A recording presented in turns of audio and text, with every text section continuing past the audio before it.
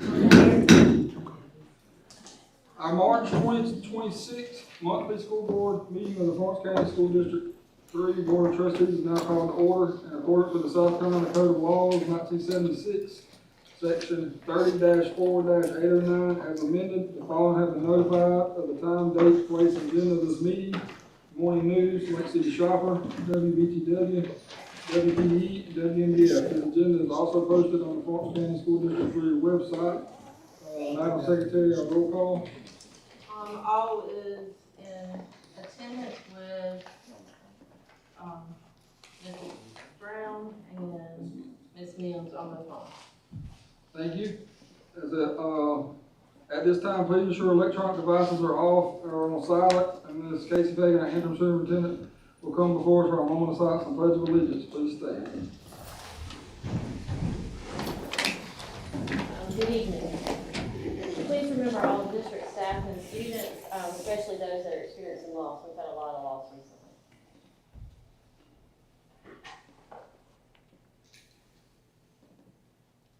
Pledge. Pledge allegiance to the flag of the United States of America and to the republic for which it stands, one nation, under God, indivisible, with liberty and justice for all.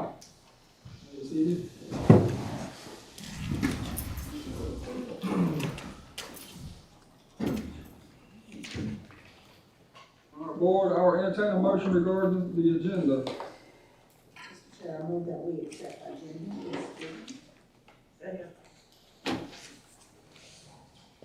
I have a motion by Ms. Ruth Frierson and a second by Ms. Paula Morris. Is there any discussion? None being noted, all in favor to approve the agenda say aye. Aye. Any opposed? The motion carries. All right, board, I will entertain a motion regarding the consent agenda. I'll make a motion to approve the consent agenda. Second.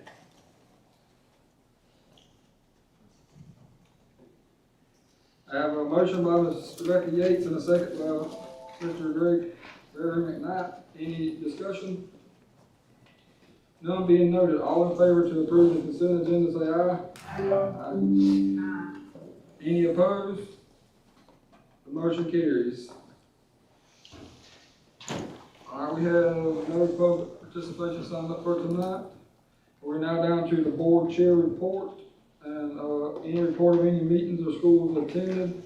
I'm sorry, Ms. Moore.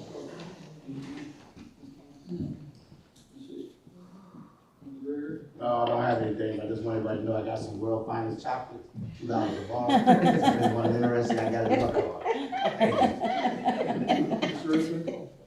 On March 2nd, I read to 3 4th grade classes. It was really awesome. All right, then request to attend any meeting, we need to let the board secretary, Ms. Yates, know so she can get Mr. Kuna to get the schedule for that. And then superintendent search update, we have interviewed the 4 finalists and we're still reviewing, and we'll be announcing on April 1st the superintendent. All right, now we're down to the superintendent's report with interim superintendent Ms. Casey Fagan. Thank you. At this time, we'll have Ms. Hope Gibson with finance.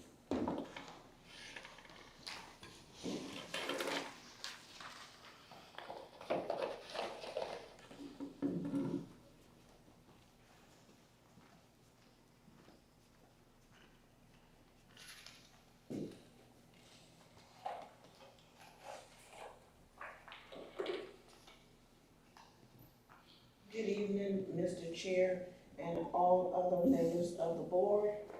I would like to present to you Florence County School District 3 finance updates for the month of March.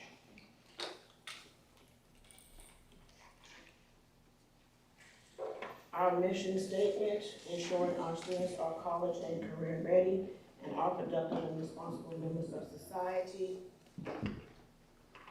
This slide is our 2025-2026 district goals. Our next slide is the general fund reports are linked to the board agenda and also posted on the Florence County School District 3 website. FY 2025-2026, approved budget was $35,646,811. With use of the fund balance, the total now is $41,199,818. The general fund budget by object, that's our next slide. And the next slide is our timeline for the 2026-2027 budget approval.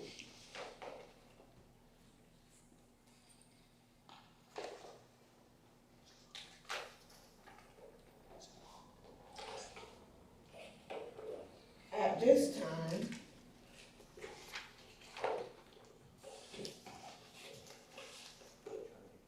I would like to present to the board the Florence County School District 3 first preliminary reading of the general fund budget for fiscal year 2026-2027. The first preliminary reading. Our mission statement, ensuring our students are college and are career ready and are productive and responsible members of society. For the 2026-2027 district goals, they are the same, but I will read them. 1, to improve the academic success of all students. 2, to ensure the safety of all district schools, officers, students, and staff. 3, to increase the number of students reading on grade level in grades K through 3. 4, to recruit, retain, and train excellent instructional and administrative staff. 5, to build effective school, community, and business relationship partnerships. And number 6, to ensure financial stability. The next slide, this is the history of the 135th average daily membership trend. We are projecting a decrease for fiscal year 2026-2027 of 150. The next slide will show you the trend on a chart, beginning with 2015-2026 school year, all the way to 2026-2027 school year. And as you can see, every year there was a decline. Next slide. Basis of the budget for the FY 2026-2027 general fund budget is still in the Ways and Means in the House. Education funding reform aid classroom program proposed in fiscal year 2026-2027 has not been finalized or distributed to the districts yet. The following is estimate at this time. First part, strategy. To fund classrooms based on a statewide average student teacher ratio, 11.23 to 1. Cost of a teacher, state minimum salary, master's degree plus 12 years of experience, and fringe state average, with state minimum teacher salary increase per cell $2,000. Cost would be $79,890. The state share at 75% and local at 25%. Current formula for Florence County School District 3 is 84% state and 16% local. District receives its share of fund based upon weighted pupils unit and district's ability to pay. Flexibility. Funding is based on number of teachers, which is the weighted pupil units, and index of tax paying ability. Districts will have flexibility to spend funds as determined based, however, the state best. However, the statewide minimum teacher salary scale must be met. Next slide. Teacher pay. The state minimum teacher salary schedule has been recommended for a $2,000 increase per cell, with the beginning teacher salary at $50,500. Bus drivers, Proviso 117.141 school bus driver salary and fringe funding to school districts shall be increased by 2%. In order to receive a step increase for the fiscal year 2026-2027, Teachers must have worked 152 days, classified 80% contract days. Salaries only, not on stipend scales. Health insurance, Proviso 108.6 updates the state health plan to January 2027. It is set the employer premium at the present amount. There is no percentage increase at this time. State retirement to be determined. You see what last year was, 26.81%, and 27 rate is still the same because it's to be determined.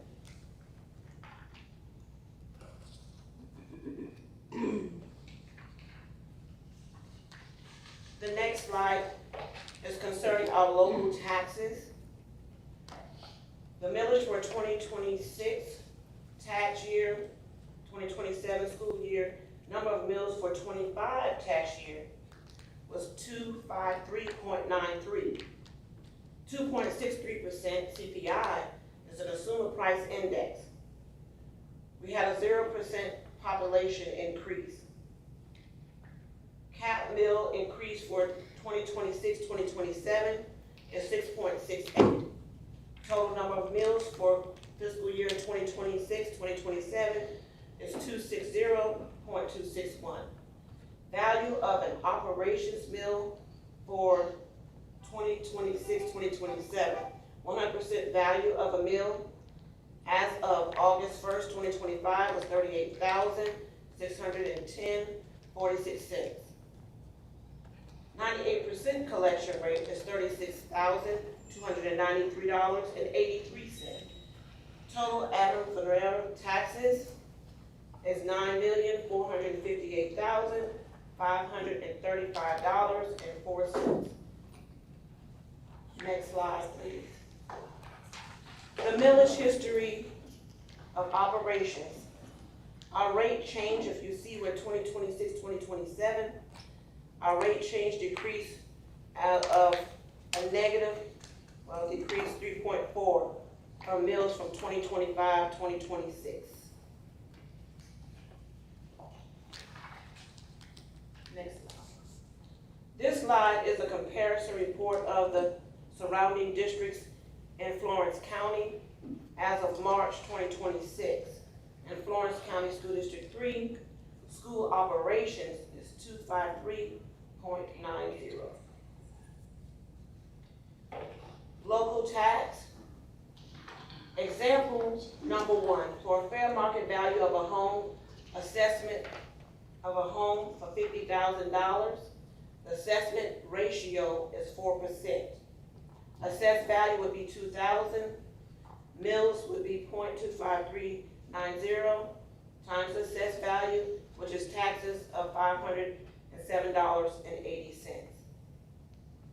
For FY 2026-2027, a fair market value of a home for $50,000, the assessment ratio times 4% equals $2,000 as assessed value. The mills times 0.60061 will be $521.22, which will cause an increase of $13.42.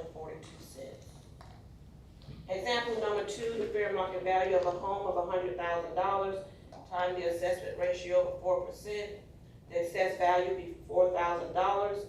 The mills times that 0.25390, the tax would be $1,015.60.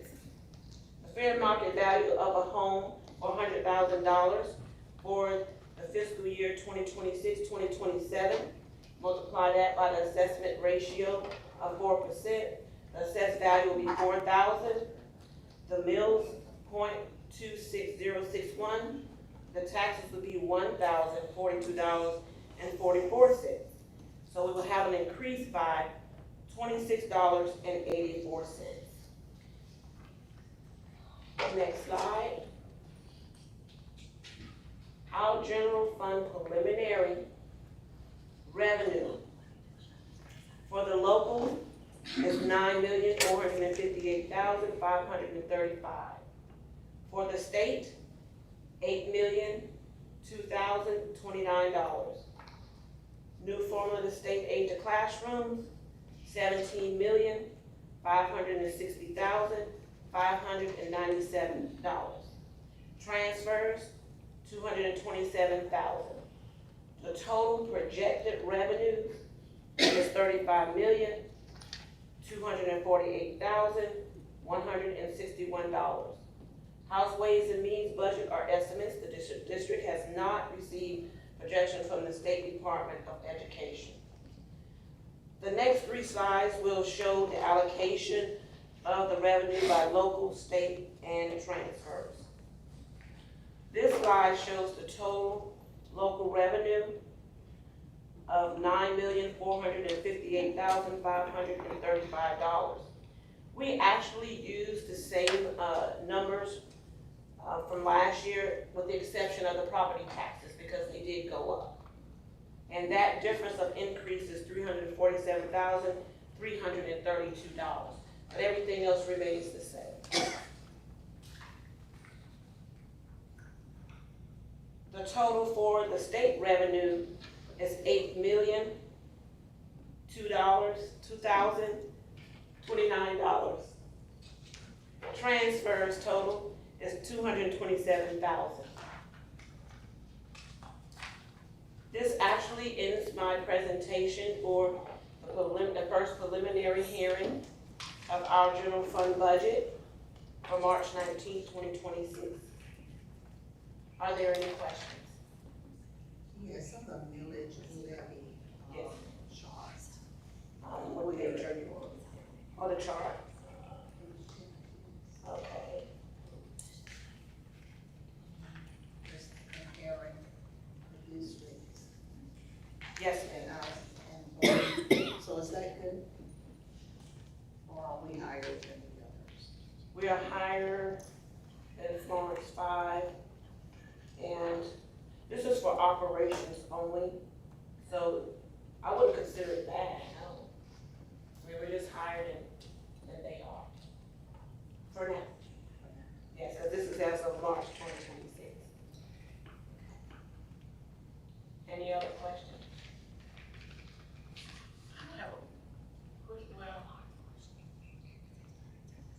It's me, I can't speak for the other board members. I would love it if it's just me. Okay. That it be a workshop on this budget, Yes, ma'am. because me, it's a lot of it I don't understand, maybe everybody's trying to understand it, but it's a lot that I don't understand. And I'm hearing that we have some decrease in salaries, so, you know, before I can vote on this budget, approve this budget, I would like to have a workshop, because I really want to understand exactly what we are voting on and on the budget. I just want it to be clear to me, so that's what I want. I can't speak for the rest of my, because I want to understand everything, and, because I don't want it to be like, we have a balanced budget in April or May, and we come back in by June, July, and we tell them that we don't have a balanced budget, and I don't understand that. So I need some understanding when it comes down to the budget. Okay, once the preliminary first reading has been approved, then we will go through for the expenses, because all you received tonight was the revenue. So when we run the expense reports, and we'll look at it being in comparison to the revenues that I have presented to you tonight, and stay within that frame. Now, if we have overages and expenses, when I do the second reading, then that will be conveyed to you. Well, this is our expenses exceeding our revenue, what we had in the past. So we have to give and have approval for the preliminary revenue first, so that we can start the next phase. And so, wanting a workshop, that's fine. We will schedule one, so everyone will be on the same page. But we got to go through and do these expenses first. Also, what we call is a what-if budget. We have our normal budget, so we do a what-if budget for 2026, 2027. And we normally like to do that after we come from our SCASBO conference, which we just had last week or two, I can't remember the dates right now, the first week of March. So once we do that and get some information from the State Department for preliminary, like I just read to you, so then we start to do this, which I'm presenting to you now, and then we start the process of building the budget where the revenue matches the expenditures. And when it does not, we will present that to you the second reading to let you know where we are. But it's a process. What I'm saying, I'm hoping that, and I can understand what you're saying. Yes. I'm fine with that. Yes, ma'am. But before we approve this budget, I would love, I don't know what it is, I would love to have a work session. Because I truly want to understand. Okay, well, let me say this to you too, with the preliminary, since we don't have all of the numbers from the State Department, it's called preliminary. I understand. Okay, so it's not final because we don't have it, it's still in the House. Senate hasn't approved everything, other than the teachers' salary that they said they would do last year, and the 2% that they normally do for the bus drivers. I do with all that. Yes, I ma'am. understand. Okay, I understand. so we have to get this, and look, we're being conservative. If you look at the numbers from the prior year, that's what I said on that one slide, all the numbers are exactly the same, because we're looking at being conservative, except for the property taxes, because that did go up this year. I understand. Okay, Okay, I have a question too. yes. And there will be no changes after we approve this, like it was last year, because we approved the budget, and there was a few changes made. You're talking about no change, with the revenue only, there will be changes, because we haven't gotten the final numbers yet. So that's why we have to do a preliminary. We normally don't get the final, revenues until June. That's what I'm And- talking and about. yes, There will be no changes after June. Well, I'll tell you this, when I went to the conference, Okay, this month, okay. a lot of the finance directors, we're all there together. We were saying, we would hope that, this is what they're projecting that they're gonna try to do. To allow us to go by the 135th day numbers and take us through the next year and not changing in January. A lot of districts are in distress because they have less money and they have already budgeted. So it's a problem throughout the whole state. So they're looking at not doing by the 45th day and decrease us. And we don't know how much that amount's going to be. So they're looking at whatever the 135th day is, you will use that number throughout the school year. There will not be no fluctuation in January. So a lot of school districts are going through the same thing with that January decrease. And I know the budget is a guesstimate, okay, that's number Yes, one. ma'am. This And we're one is depending on revenue from the state, and that could be up or down based on what Washington do as well as the state. So, that's what I was speaking on. So if we're gonna have all this other stuff built in place, then we will see this, okay, just make sure we see it, right? Because I don't want some of the things come up last year, like she's speaking about, and then we have to take that, because we done approved one budget, now we're looking at something else different, Yes, okay? Thank you so much. thank you. The question, with the salary of the school teacher, the $2,000, Yes. would that all be going through more in depth with, like, is it, every step level goes up 2,000 and every Per person? cell, so that means every. Each step a step up, For teachers only, yeah. teachers only. It says it's per cell. So what about the administrators and all that? Is all their step stuff gonna go up $2,000 too throughout the district? Because if not, your teachers are gonna pass all your administrators. Okay, and you're correct. That also You can't came up dispute, in yeah. our conference. I mean, because we've been doing this for last few years, every time they raise the teachers and administrators are not going up and it's, I mean, administrators are not gonna go back in the classroom and make more than they are running schools and buildings and putting all this time and hours in. So that's something we gotta look at. Right, and other school districts are saying the same thing. We have that same thing coming back at conference.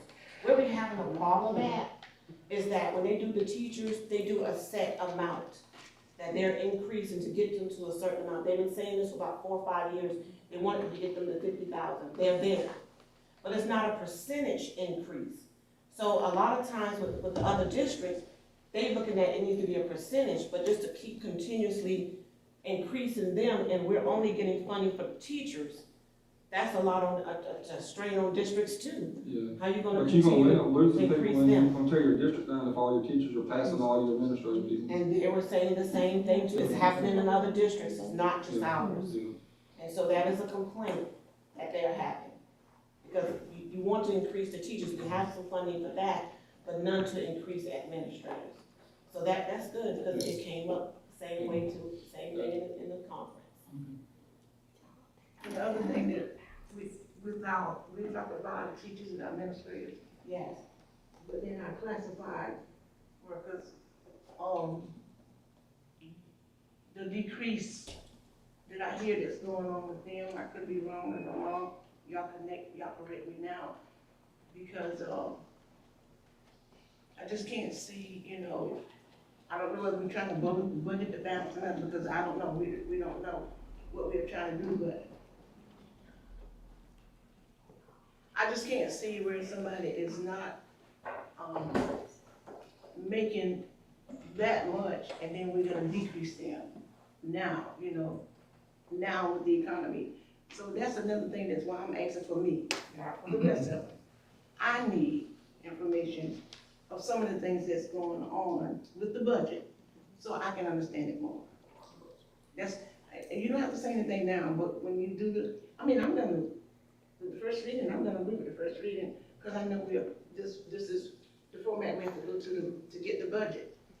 So we can vote on the budget. I understand all that. But then at the same time, I can understand that you bring it before us and we see it on paper and everything, but I like to see how we got there. That's me. And I'm only speaking for me. I can't speak for anybody else, okay? And this is not trying to make anybody look bad or anything like that, but it's knowledge for me, okay? All right. Maybe you could, because I know I requested a salary study, Yes, ma'am. okay, and some was this way, but it wasn't supposed to be that way, you know what I mean? So now, based on the salary study or something like that, we had to do certain changes, right, based on that alone, equal pay for whatever your work requirement is and whatever your title is, okay? And that's why when I requested that salary study, we didn't get it like we should have, and nothing was done with it, as I know, okay? And that's come up, so maybe we can go back and then you can fill all this in, and then people will understand how Joe was over here with this, but Joe wasn't qualified to get that, and Sally was over here with nothing less, but Sally was qualified to get that, because that is what I'm talking about, am I right or wrong? Okay, but after the regular finance, I'm not in that Okay, I'm just saying, information. I got my paperwork in order, I know, because I requested it. Thank you so much, and I didn't mean to put you on the spot. Oh, no, that's fine. Any other questions? Okay, board, I'll entertain a motion regarding the first reading of the proposed general budget for 2026-2027. Mr. Chairman, I make a motion, we accept the preliminary budget for 2026-2027. Second. I have a motion by Ms. Maddie Thomas and a second by Ms. Paula Morse. Is there any discussion? None being noted, all in favor to approve the first reading of the proposed general budget for 2026-2027, say aye. Aye. Any opposed? The motion carries. Okay, I also have, requested information that you all requested from me from the last board meeting. Should be one for each person. So thank you so much.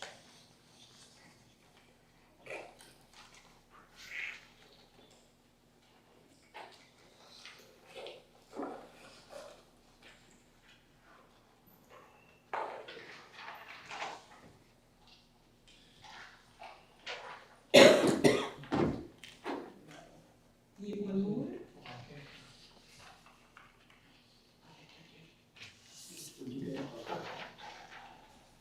All right, I did a chart for you all asking about the, audit information and asking, what we paid for every year that we had Mullins and Jenkins CPAs and advisors. So the fiscal year ending June 30th, 2020 is the first year that they, did our auditing for us. So the amounts you see there in the third column, and that was their first year initial, period.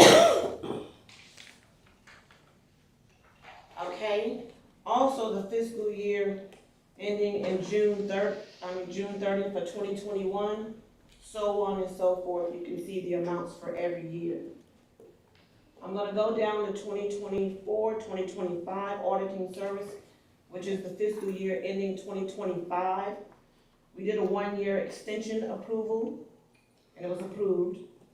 And 2026, which is auditing year 2025-26, a year extension was approved. Now, if you go to the third page or last page,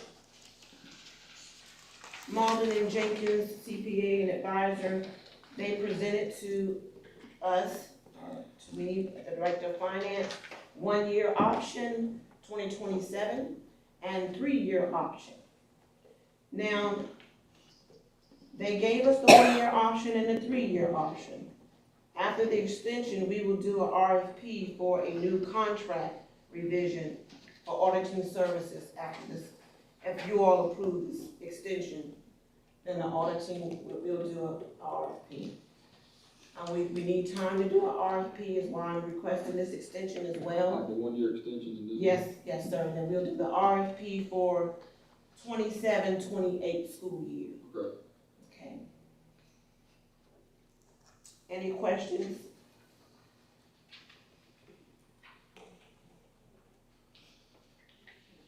Okay. Board, I'll entertain a motion to extend the contract with Malden and Jenkins CPA and Advisory. Whoever makes the motion for 1 year, what the, All of us do it for 3 years.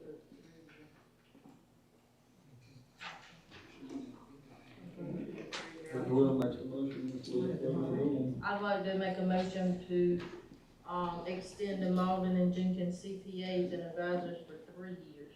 Second.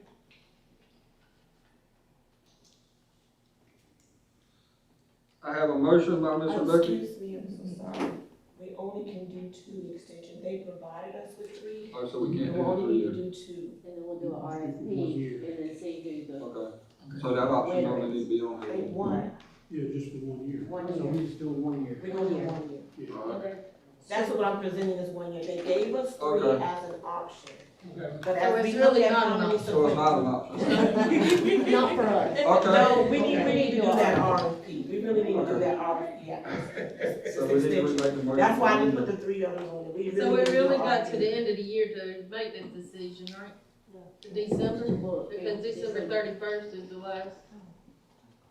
Or this goes out June 30th, right? Yes, but we would need to put that RFP out there. The Yeah, you gotta- contract is currently Real till the soon. 26th. So you can't do that Yeah, this is- until the current contract is through December. Yes, of 2026.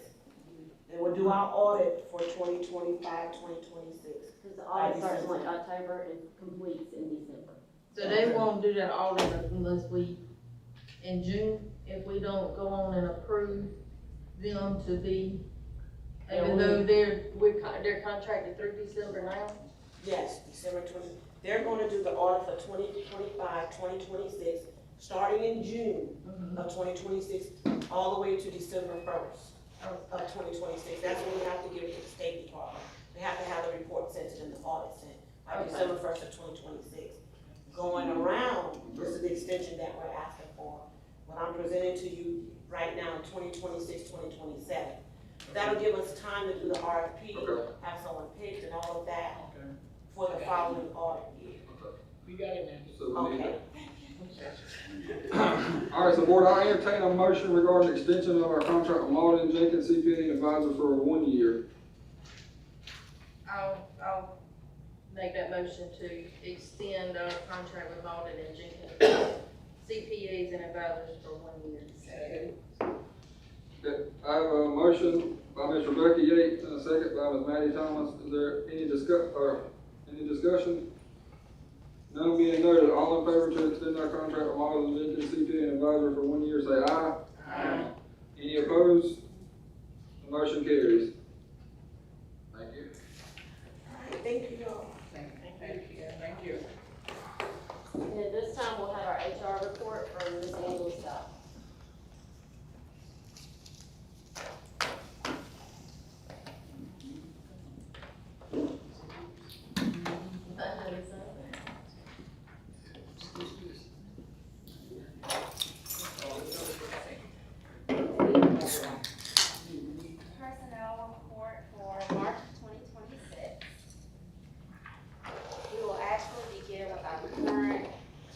vacancies at this time.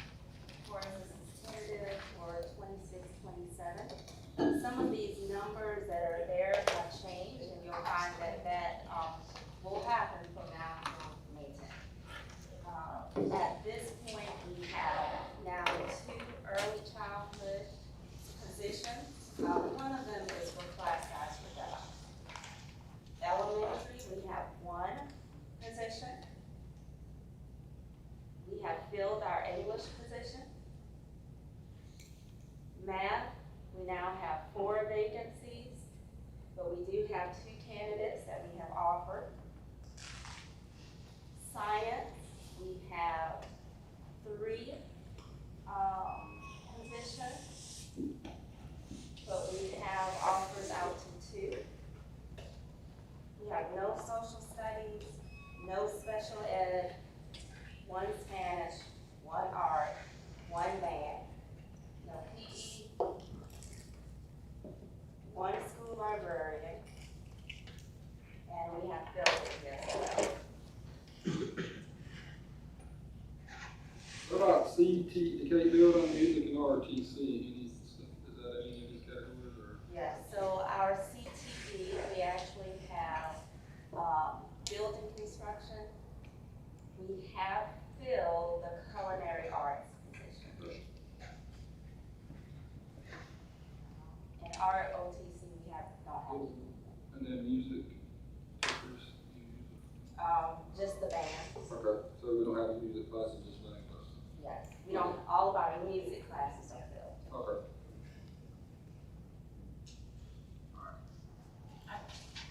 I just want to ask, a question or statement. It's about our math department at the high school. Yes, We're ma'am. losing all of our Jamaican teachers, right, this year?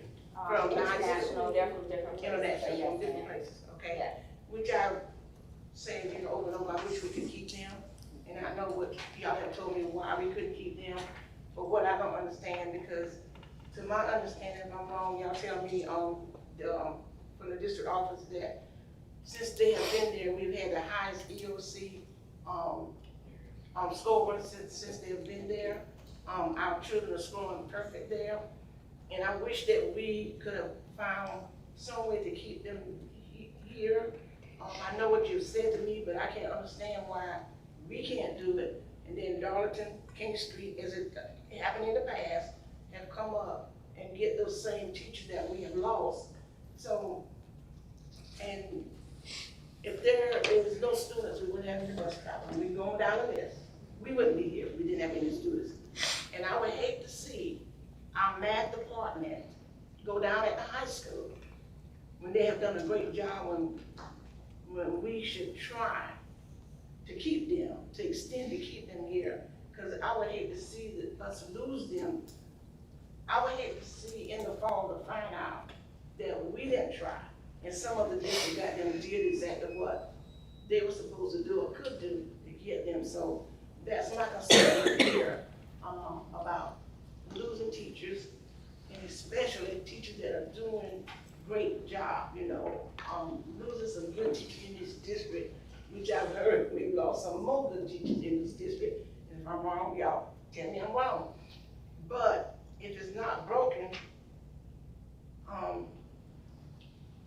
why are we trying to fix it? I just, right about now, I'm kind of heartbroken, and I'm kind of upset that we are losing some good teachers in this district because of some things that we are doing. And so, but now I'm focusing on the math department at the high school. Our students are going off to college, and math, it really needs some good math teachers.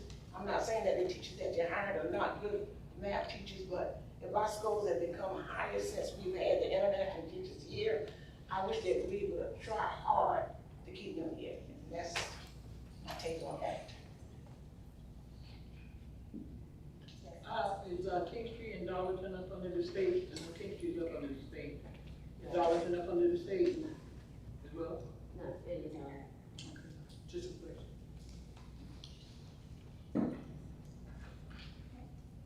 All right, so I did want to share more with you about teacher allocations because we do know that questions have come up. The last time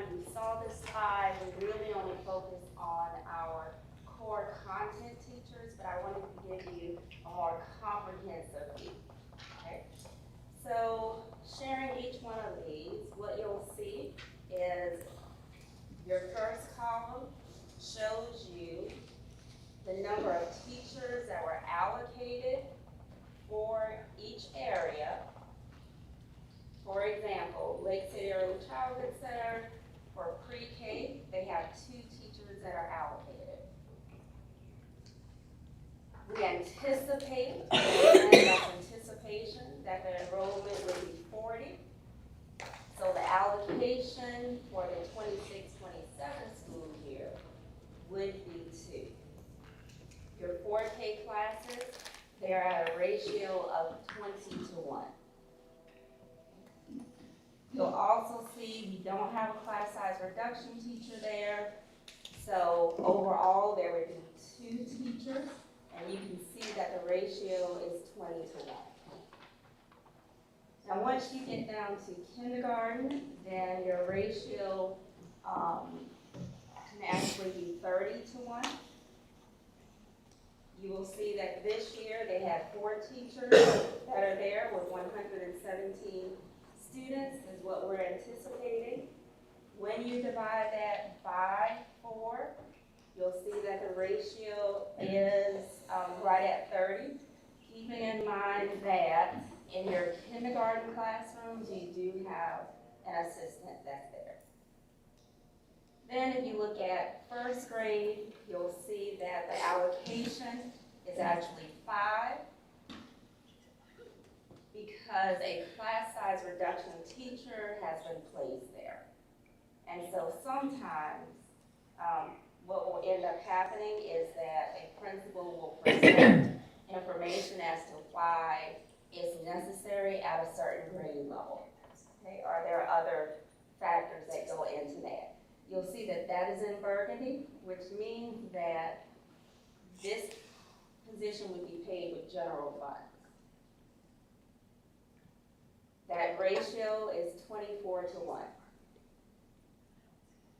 In second grade, we anticipate 108 actually with enrollment, but we also keep in mind that some students will go to the academy because they are adding second grade. They're adding sixth grade, sorry, they're adding sixth grade. Here you see the class size reduction number is in green. That means that the school is using special funding to add a class size reduction teacher there. Yes, sir. I have a question. That category, 108 divided by 3, that says allocated is 36 kids, so that doesn't meet the 30-1 anyway. But it should have been allocated 4 teachers already and not have to do class size reduction there, because it should have 4 already. Because you can't go above 30, so it shouldn't have been 3 and it had to be changed. Yes. So that should be a class size reduction class already on that one. So what we also had to look at was the number of students that we anticipate leaving the district. But we got to anticipate an enrollment there at 108, so if we think it's going to be 90, you know what I'm saying, you don't know until you know. Right. If we know 108, it should have been 4, that's 36 Actually, kids. you're right, there is 4 there. I think the reason she put it in green is to show it's coming out of different funds other than general. So it's not a class But it size says it's a reduction. It's class actually size not a reduction. class size It reduction, shouldn't you're be. right, it's 4. Yeah, let's say exactly, yeah. Because There's no way that Yes. would work. Yeah. Cause we need the funding to come from Yeah, I'm saying that should our have. state been- fund. Yeah. Yes. Yeah. You're absolutely right, that is correct. Okay. Now, you'll also see as well, you have an interventionist that's there. Looking at the fine arts media, and so Lake City Early Childhood Center does share some of our fine arts programs with one of our smaller schools, Atlanta. And then your other area would be your counselor, it would be your special ed teachers as well. Those would fall into that other category.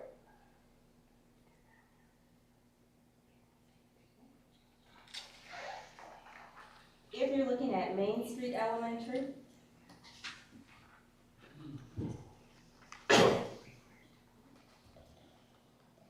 now Main Street Elementary, we know that we lost a good number of students to their 3rd grade. And so while 83 is here, that would be the number of 2nd graders at Lake City Early Childhood Center. Based on our history, we believe that that will be closer to 53. So that will drop those class sizes down, because they're at 28, 28, 27, so they'll go down. And we're not sure how many students will end up leaving us overall. So you'll see that it's the same ratio that is there. We anticipate that we'll have 54 students that will be in 4th grade next year. Your 70 students in 5th and 48 in 6th. And those are just from numbers coming up.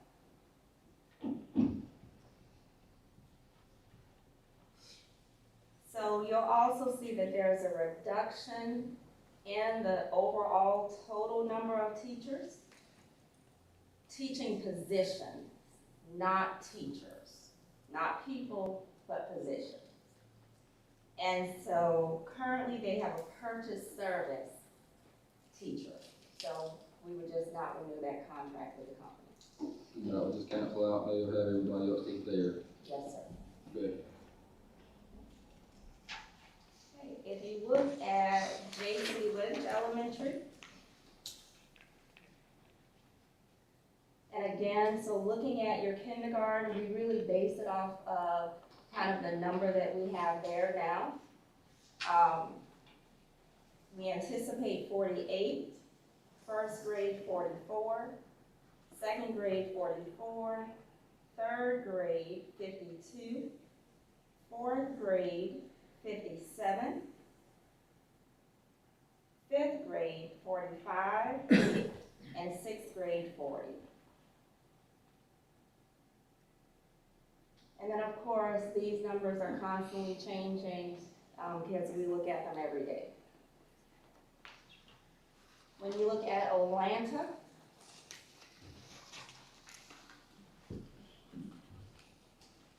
and while you'll see that most of our schools, we anticipate 20 in that 4K class because that is your max for that 4K class, we haven't been able to fill that in Atlanta.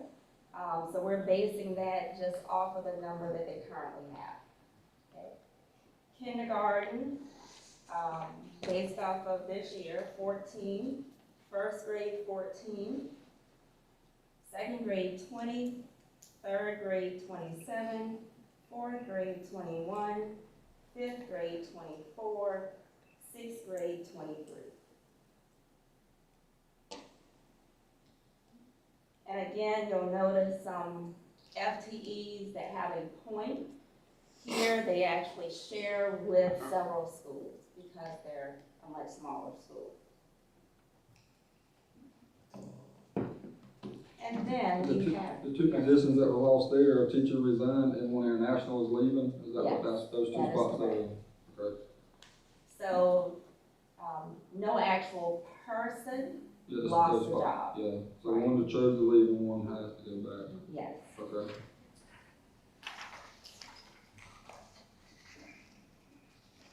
When you look at Scranton, pre-K 20, kindergarten we anticipate 54, 1st grade 43, 2nd grade 57, 3rd grade 47, 4th grade 59. And although that's not 60 just yet, we're putting something there as well just to make sure that we're not overloading. In 5th grade, 53, and 6th grade, we have 57. You will notice that here, interventionist is crossed off.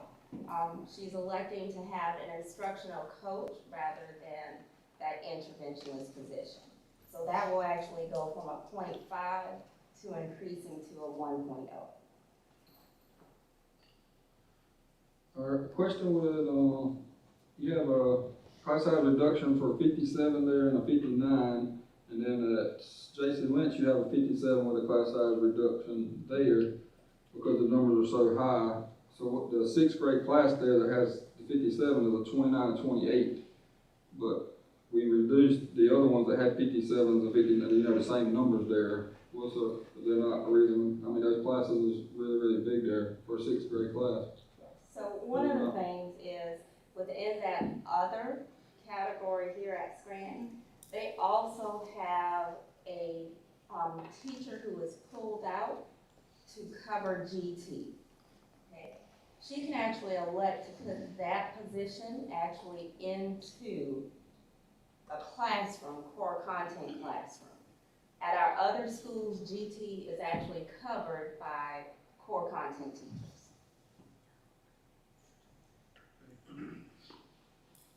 I have a question. So I'm asking, I'm just trying to figure this out. So this school's gonna lose 3 teachers? 3 positions. What's the difference? Yeah, What's the difference? So when we look at things, there are always a difference between people and actual positions. Your positions will change from year to year because, of course, if you have 53 in second grade this year, those 53 are going to go to third grade, right? So a lot of times you're going to see shifting that happens in positions. If your allocation, so if your student number falls within that 30 range, then that position may be shifted to another school who has increased in their numbers in that grade level. I know Jason mentioned Scranton, though, their total populations is not going down. If anything, they go up every year. So you're taking 3 teachers and 1 from here, or whatever. Is the only thing I'm just questioning. I mean, it'd be different if you were losing kids from that school, but you're not losing population there, but you're losing teachers now that had spots to fill those classrooms. Yes, and so a little bit later in the slide, you'll end up seeing kind of why you'll see those shifts at those schools more than other schools. So what about the teacher, did you say they have resigned? That's a position that's lost, right? That, if Well, the teacher no position longer- wasn't there. The position wasn't there. No, ma'am.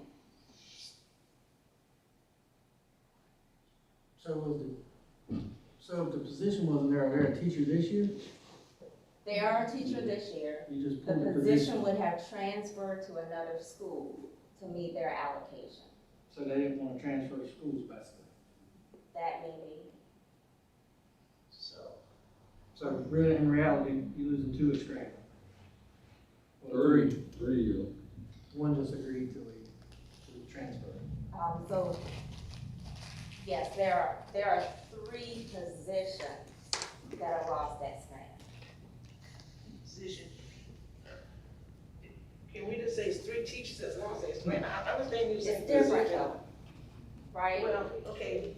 It is very different. It's very different. I can't see the difference in position. I think it's just hard for general public to understand the difference between a teacher. Are you saying they're not a teacher, they're just a position, or they're actually, like, that's the way the public views it. We're just saying, oh, you're just a position, not a teacher. No, so that's We're not not what we're needing saying at all. those teachers in that Yeah. position anymore. Right. We're not needing those teachers to fill a position. So the teachers are being moved to a position that they are needed in if they decide that that's what they want. But why are they not needed is the question, because the numbers are still low Yeah, the in that number, school. yeah. And scrap. The numbers have That I changed. can't Yeah, explain. that's what I'm saying, the numbers have changed in that school. So we'll go through the rest of them and then we'll look at a comprehensive slide, okay?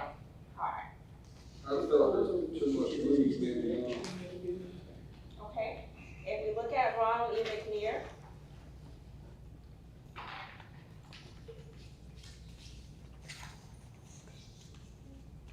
you will see that there's little change at Ronald E. McNair.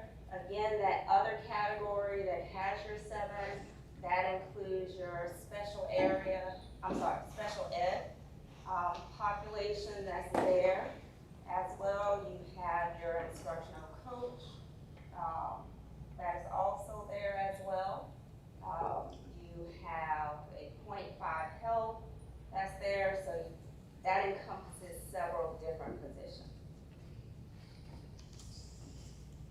What Ronald E. McNair, where it says anticipated enrollment.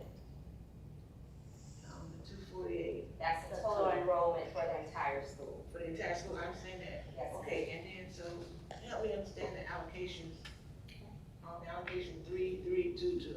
Yes, so one of the things that happens when you get to your secondary schools is that your teachers can teach up to 150 students, okay? And so, if you keep that in mind, then there's really only an allocation for 2 teachers based on that 248. This is one of those cases where we look at your English, we look at your math, and know that students need more time there, so they have 3 there instead of 2. So that's the class size reduction, you added 1 for each one of those subjects. Correct. But you didn't need it for social studies and science for the same amount of kids, you didn't need it for theirs. Yes, sir. Okay. So should we be looking, I have a question, so should we be looking at just the bare requirements, or should we be looking at what's best for our children?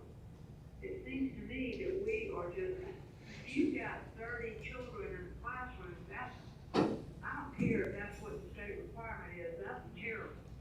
And it just looks to me like we're just looking at numbers and not looking at what's best for our children.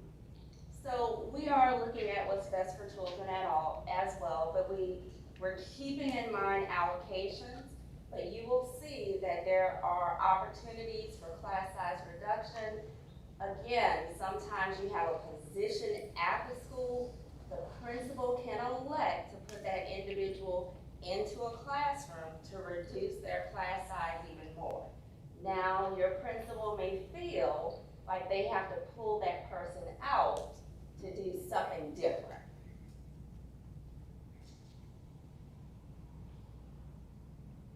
So let me ask you this, so the principals at these schools all agreed with these allocations that y'all came up with? Did the principals come up with it, or did HR come up with it? So the allocation is based on what your state has set. It's actually also based on what the board said many years ago as well, because in some cases, the state does a 35-to-1. Now, it has been a few years, but we actually, like as a board, said absolutely not beyond 30.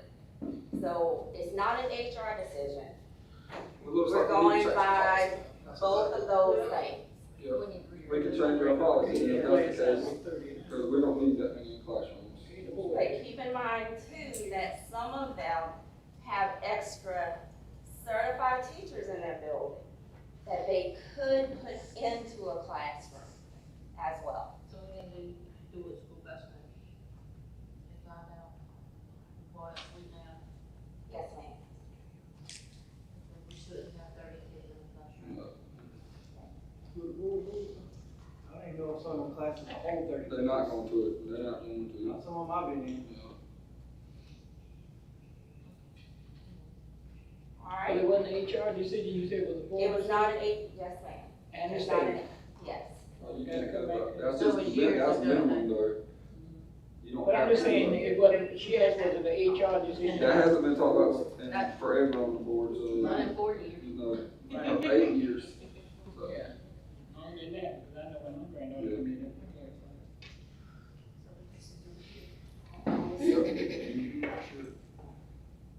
All right, if we look at J. Paul,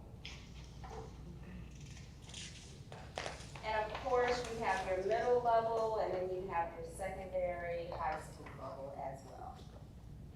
You'll see that there is really no movement at J. Paul.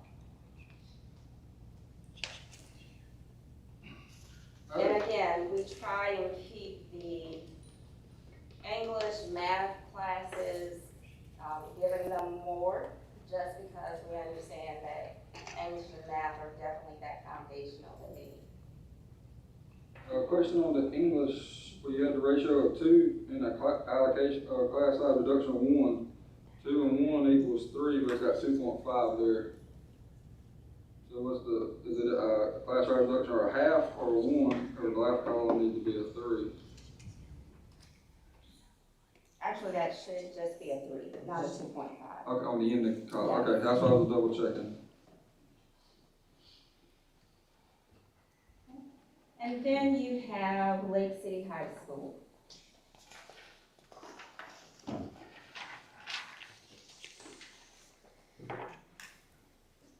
So I know their current enrollment is actually below 501 at this point. You will see that, of course, you have your English, math, science, social studies with that same pattern. You'll have your fine arts, media, your other, that's listed there. You also have your CTE, that's also included as well.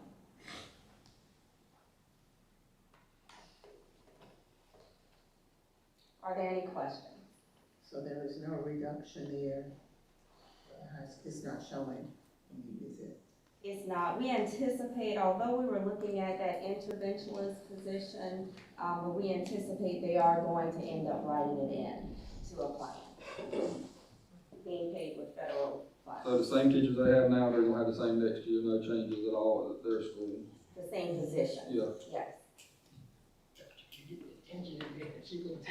And with the Yes, position, with the position, I'm saying with the position, the teachers that are in the position, are these teachers, whatever subject that they are teaching, are they certified to teach their subject? Is Yes, that, ma'am. that's their major that they're teaching in? Yes. So that's one of the things that we also talked about as well. And on our next slide, you're gonna see some of that, because that's why we have attempted to move away from the AIAPCs who have not shown progress, because we do want to place certified teachers with our students.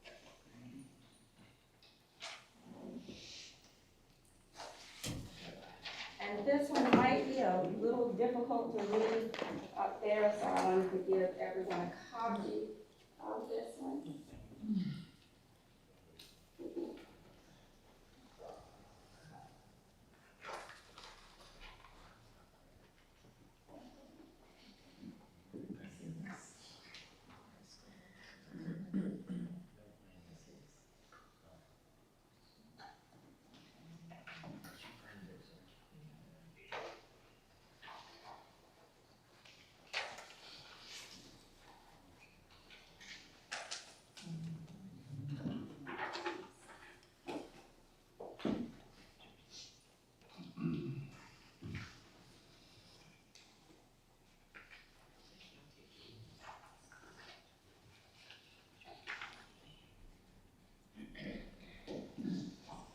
So actually with this slide, I wanted to show that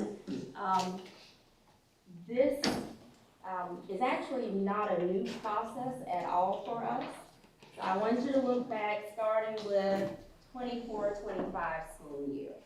And what I did was to look at our schools and group them not like alphabetically, but based on the enrollment at that time. So in 24-25, J.C. Lynch had 380 students. They were actually allocated 20.53 teachers for core content, plus your fine arts. For one AIAPC, they had 1.25 instructional coaches, 1.67 interventionalists, 4 other teachers, leaving them with 32.45 teacher allocation. You'll see that Scranton, just below that, had 378. They had 19 teachers for related arts, fine arts, no AIAPCs, 1.25 instructional coach, 1.24 interventionalists, 5 other teachers.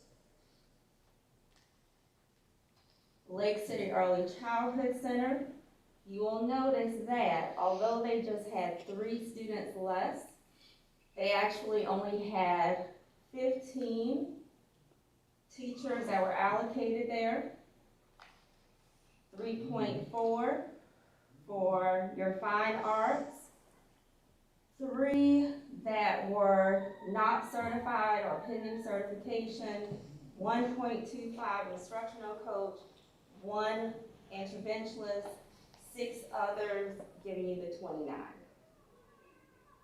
At Main Street, 330 students, 7 certified teachers, 2 related arts, because they had points in there, they were sharing. 5.5 that were AIAPCs pending certification, 2 instructional coaches, 1.3 interventionists, 4 other certified staff, with a total of 21.8. At Atlanta, 185, 12 certified teachers, 2 fine arts because they were sharing, 0.5 AIAPCs, 1.25 instructional coaches, 3 interventionists, 2 other certified teachers, leading to 20.75. So if we just look at our elementary schools to start off with, if you look at 25-26, Scranton with 388 have 20 certified teachers, 4 core content, fine arts teachers, no AIAPCs, a 0.25 instructional coach, 0.5 interventionists, 5 certified teachers. J.C. Lynch, 19.53, 4 for fine arts, no AIAPCs, 2.25 instructional coach, 1 interventionist, 4.5 other certified staff, which gives you the 31. Lake City Early Childhood Center, however, with 30 less students, had 15 teachers, 1 actual related arts, fine arts, 2 AIAPCs, 1.25 instructional coaches, no interventionists, 5 other certified with 24.25. Yes, ma'am. The AIAPC students are teachers. They're the ones that are not certified, But teaching the class, yes. yes. But then we have 4 other certified teachers, like if I'm looking at Main Street, you got 5.5 not certified, and 4 other certified teachers that are not filling a teacher position. Not regular classroom position. So this would be, for example, your counselor, that would be there. This is also including your special ed teachers as well. They certified, but they just not in regular classrooms, they have other dudes that are certified in. Yes, Okay, That they're needed as a certified. spot, yes, Okay. yeah. yes, That's what I ma'am. was- Clarify, yeah, make sure they're not Just there, wanted not to in the make classroom. sure. Yes. I'm understanding the numbers. Okay. And then if you look at Main Street, 259, 9 certified teachers, 1 for your fine arts, 2.5 AIAPC, 1 instructional coach, 0.88 interventionist, 4 that are other certified areas. And then Atlanta, with 159, you have 8 certified teachers, 2 in the fine arts area, and that's FTE, 1.5 AIAPC, 1.25 instructional coach, 2 interventionists, 2 that are other certified teachers, which gives you the 16.75.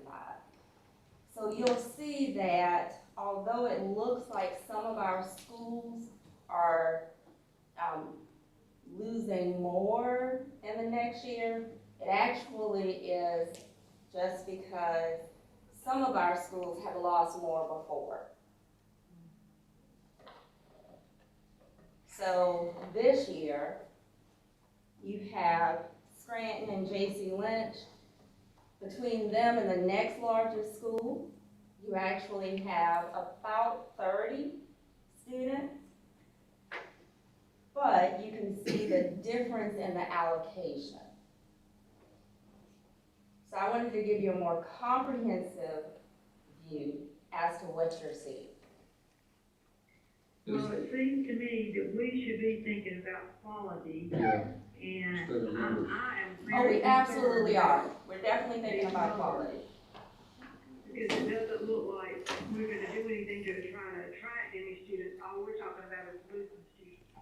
The only way we're gonna attract students is if we have excellent teachers, and we have smaller class sizes. You can't only be in So one that school. should be our game. Yes, ma'am. And we do have excellent teachers here. We absolutely do. And we would love to have additional students. Smaller classroom sizes. Yeah, but you're gonna But lose that's the only people way. because of classroom sizes too. Yeah, that's the only way we're gonna get more students is to make classroom sizes smaller. So I'll also As a share as parent. well. And it's gonna hurt your test grades with increasing class sizes too. You know, how you say it, it's gonna hurt us all around. So we also have different strategies that we'll put into place as well. But also, this isn't just a Florence 3 kind of issue. We actually get emails, and my principals are getting emails from other teachers because of student enrollment, the school that they are at are having to cut positions. But in Florence 3, although we are shifting positions, no person is losing their job. But we have teachers that are leaving because Yes, they're. because you're moving. Yeah, how many teachers have resigned or leaving because of these moves? Where's those numbers at? So I have, there's probably 2 that are leaving because of that. How many teachers are leaving because of classroom sizes? Yeah, that's I don't gonna have happen, anyone too. who has said that. I mean, the contracts aren't due yet, but we I know. know if you read the student transfers, which I've read every single one of them, numerous ones in it says, my kid's going to this district for smaller classroom sizes. Yeah. Yeah, I mean, I read every I one read of through them. all of them too. Numerous ones, that's what their concern was, classroom size. Yeah, we can't just go by the state maximum thing. That's not on HR, that's on us, that's what we Yeah, talk about ourselves. we need to get numbers We talk together. about ourselves, y'all know that, right? That's what Okay, we're because we put this in the rule, HR didn't do that, state and school board did that, so we actually talk about ourselves. Yeah, but we don't have to go by that. We don't have to go by the 1 to But I 30. mean, we did it, and I'm not We talking did about that, us, we I'm know not we talking did. about us, we probably wasn't on the school board then, No. but, Yeah, we gotta we carry the got weight to for the fix it. past. But that needs to be fixed for next Yeah, school we year. gotta- We don't need to approve it So like we that. got to fix it, Yeah. so we beating the dead horse here. We're not really, we just. I understand what you're saying, right, but, We gotta figure it out. It's our job. It's our job right now, it's on us. If we don't agree with the state, then let's do something about it. Okay? That's all we can do. All right. We fix that and use the policy. No, I completely understand. We honestly would love everyone to be exactly where they want to be. But when we're looking at what's best for students, we're looking at what's best for students district-wide. And so sometimes that does mean that we have to shift positions because we need to account for every student in our district. Can I ask a question? So when we shift position of teachers, we ask teachers to move to another school, so what would be one of the reasons why we're asking that? It's because, classroom size? Because of student enrollment. So as your student enrollment goes down, then of course we have to shift teachers. They haven't gone, they've been up from the year 3 years here, they're going up and losing teachers. Right. So from 24, 25, 26, and 27, it's steady going up, and you're taking teachers away. And it So it's looks not, like you can't take that, teachers away if they're going up, that doesn't match. it does look like that, but it's because they had a higher threshold. They had more than what should have been allocated. And that just didn't start now, that's every Yeah. year. Yes, Okay, ma'am. certain, schools had extra amount of teachers, I know I asked about that one year, okay, and I was wondering why. Never got a straight answer, but I knew that, about that as well, you know. And like I said, it's on us to fix this situation, and, that's what we must do, that's what we must do, okay? And as a board, we do need to fix it, but at the same time, we do need to fix it. As Ms. Mann said, everybody agrees. And I will say this to any teacher out there, if they ask you to shift your position, if you're a teacher at heart, you move. You will move if you're a teacher at heart, because your love for your children in this district, because as we were looking for superintendent, that was a big thing. How is they gonna be in the community? How is this gonna be in the community? How is that gonna be in the community, okay? So how is the teacher, after being in our community, in our system, we're turning down a move? You're not turning down a move to the school board. You're not turning down a move to the parent. You're talking about children. We're talking about children. And if you was all that interested, you got all these letters about children, don't come tell me now, if they ask you to move, that you done lost the care for your children now. It's a point of order for me. Y'all not go over these little rampages every now and then, okay? But that's what I feel about. Because if we all care about the children, school board members, stakeholders, parents, and most of all, teachers. And I know I moved here from a different district, and the first thing I encountered was 30 people in the class. Now, where was that, Spanner? Because that's where she went to. Now, I was a little surprised, okay? This whole school system surprised me. But I had come here, and I got on this board and tried to work. But certain things I've asked for over the years, and I could see this coming. I knew this was gonna come. More eyes you have in other schools over there, like Academy, and the other schools that is over here. It's gonna be reflected on our kids in our schools. And I would tell this to all y'all teachers, I'm not putting you down, I'm not saying this, I'm not saying that, I'm not saying the other. But if all of this was about that, and we got all these letters to prove it, right? If anything was children, let's take that it be children now, please. Thank you, Mr. Chair. And then if you're looking at the 26-27, which is on the second sheet.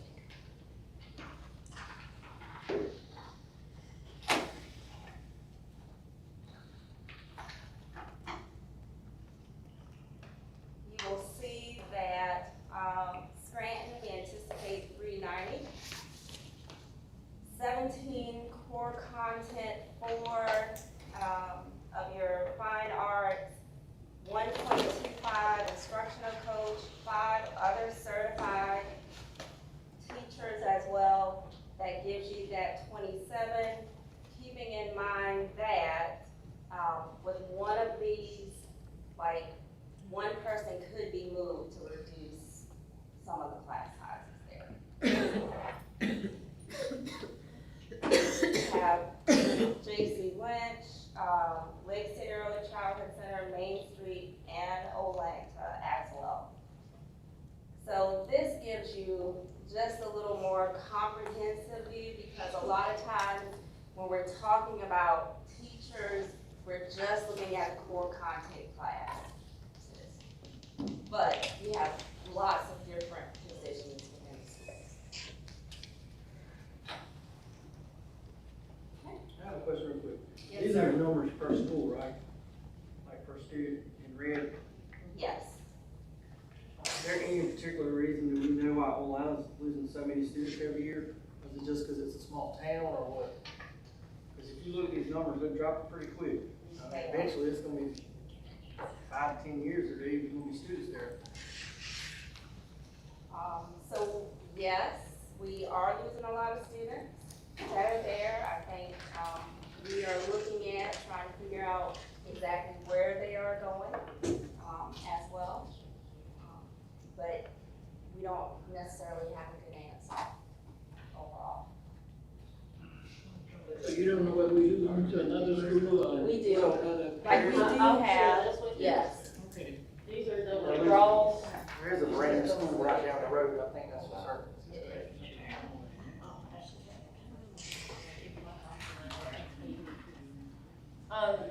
The copies are coming around, and so we looked at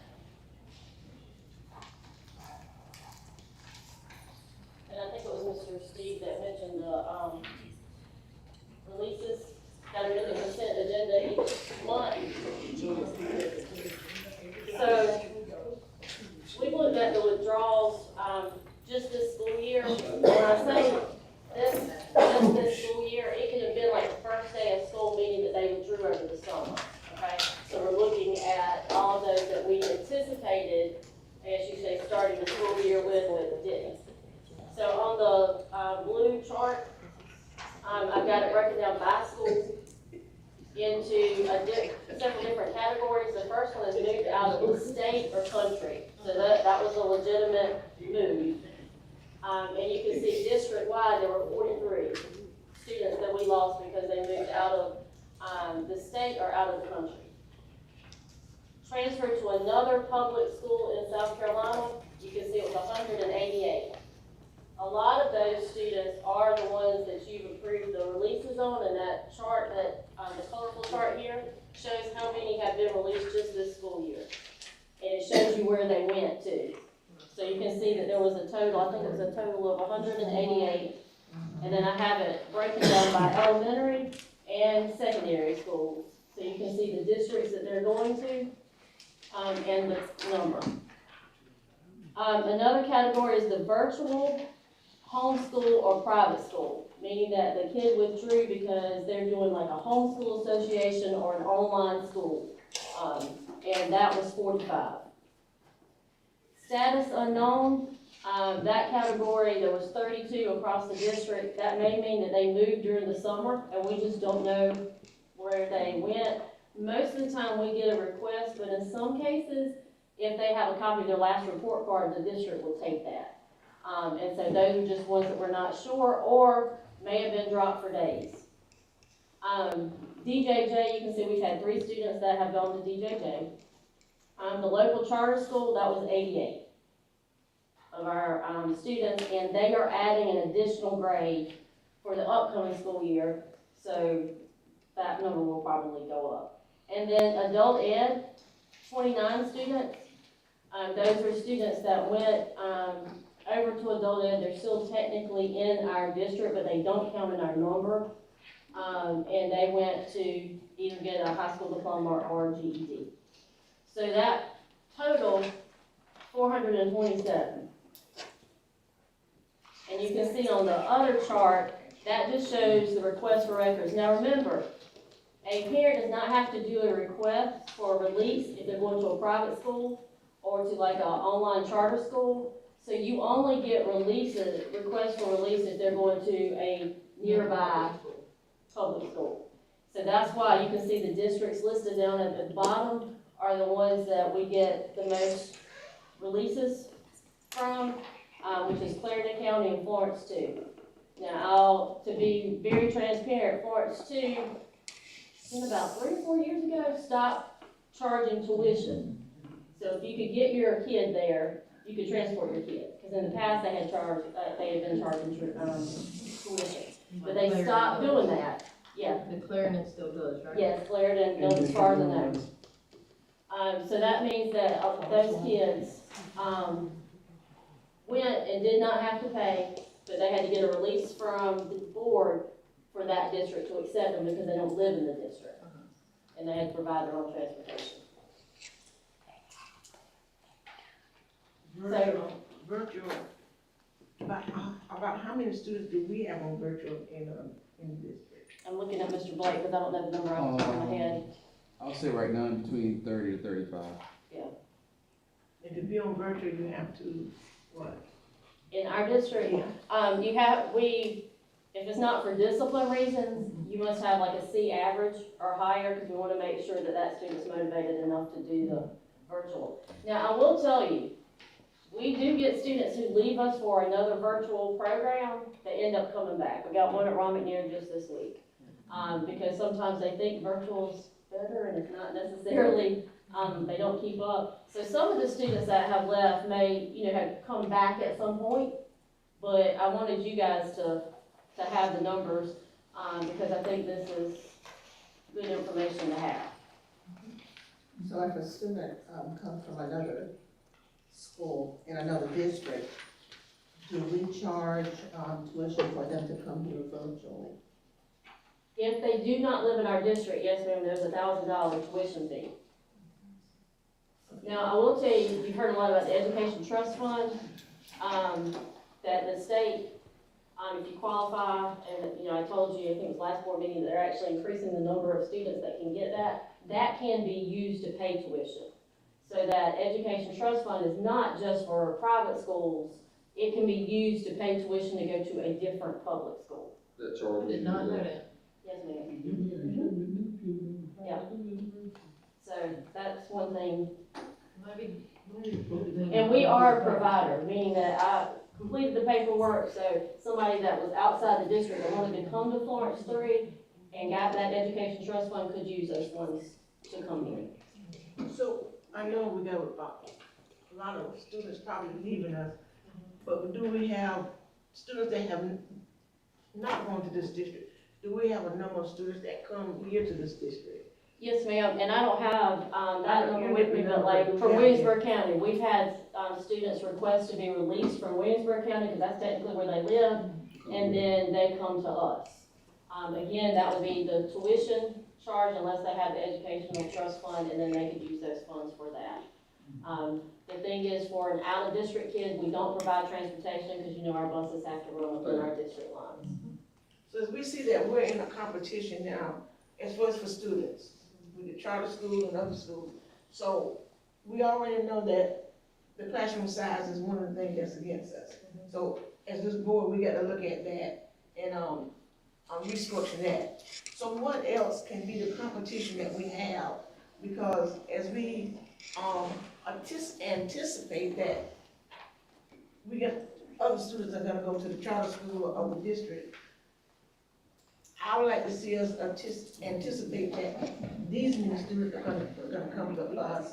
So I wish that, maybe not at this board meeting, but you can tell us what needs to be done for us to be in the competition. I know we need teachers. I know teachers is part of it. That makes a difference there. But because that's what it is, we're in competition, and we taught that.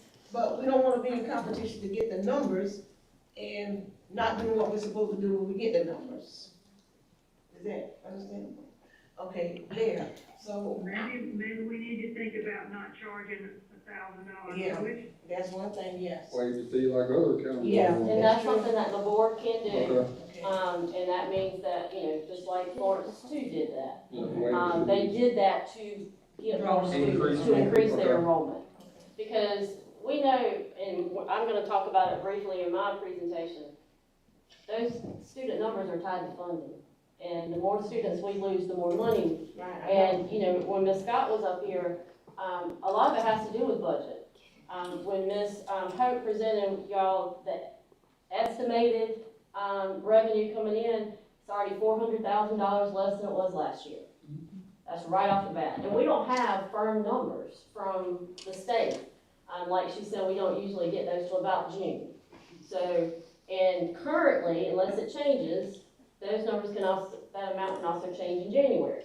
We were fortunate this year that we didn't get hit as hard as we have in previous years, because we, looked at the enrollment. We knew we were gonna be hit with the charter schools, with those kids leaving. And so, again, this year, as we work through that process, we'll be, very conservative. But I'm gonna also share with you our 135th day enrollment, which is down 152 from last year. If we And get, with the money being allocated, right, okay, once you get the first bite at the apple, we know that. We can take this $1,000 out any way you wanna do it, right? When the state allocate money, once you get the first bite at it, make sure you get one left, and poor Johnsonville might not wind up with $1. And that's just the way it is, okay, in case anybody was not aware of that, that's what it is. But you can say decrease that down, but if they come in and they got that, $5,000, and we say, okay, we don't want the $1,000, okay, where did that money go? Well, the Cause we gotta reason, make a decision, say, we won't do the $1,000, right? We don't. So when they come with that money, well, if I read the law right, okay, this money follows them wherever they go, okay?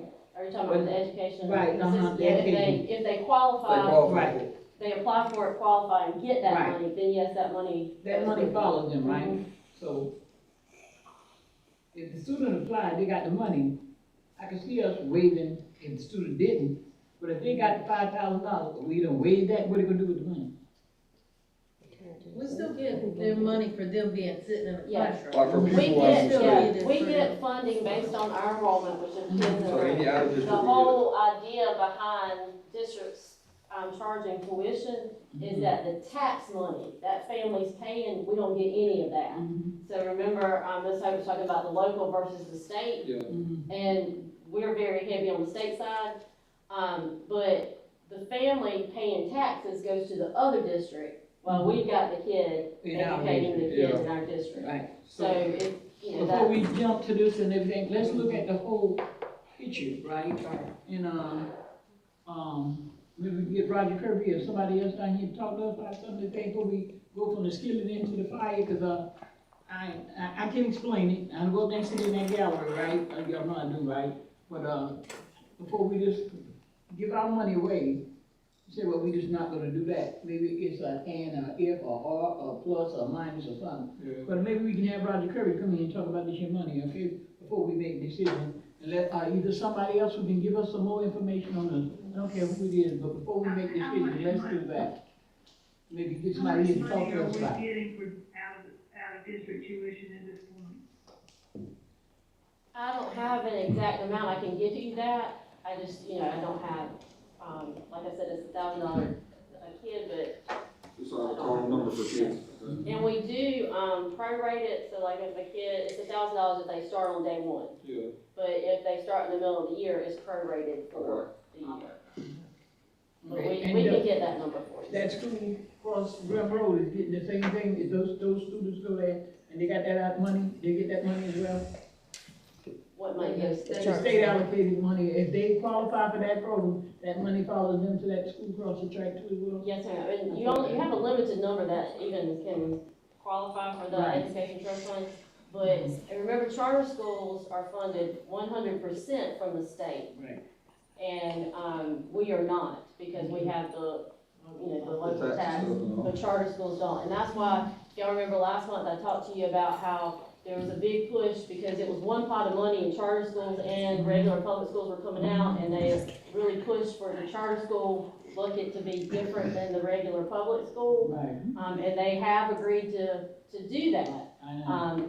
We just don't know how that's gonna impact us yet, because we don't have any numbers. So we fight for every dollar we can get, you know, for public education, and, that's one of our problems too. Because, we just fight for every dollar we can get, that's it. Okay, thank you. Gotta go back to the state,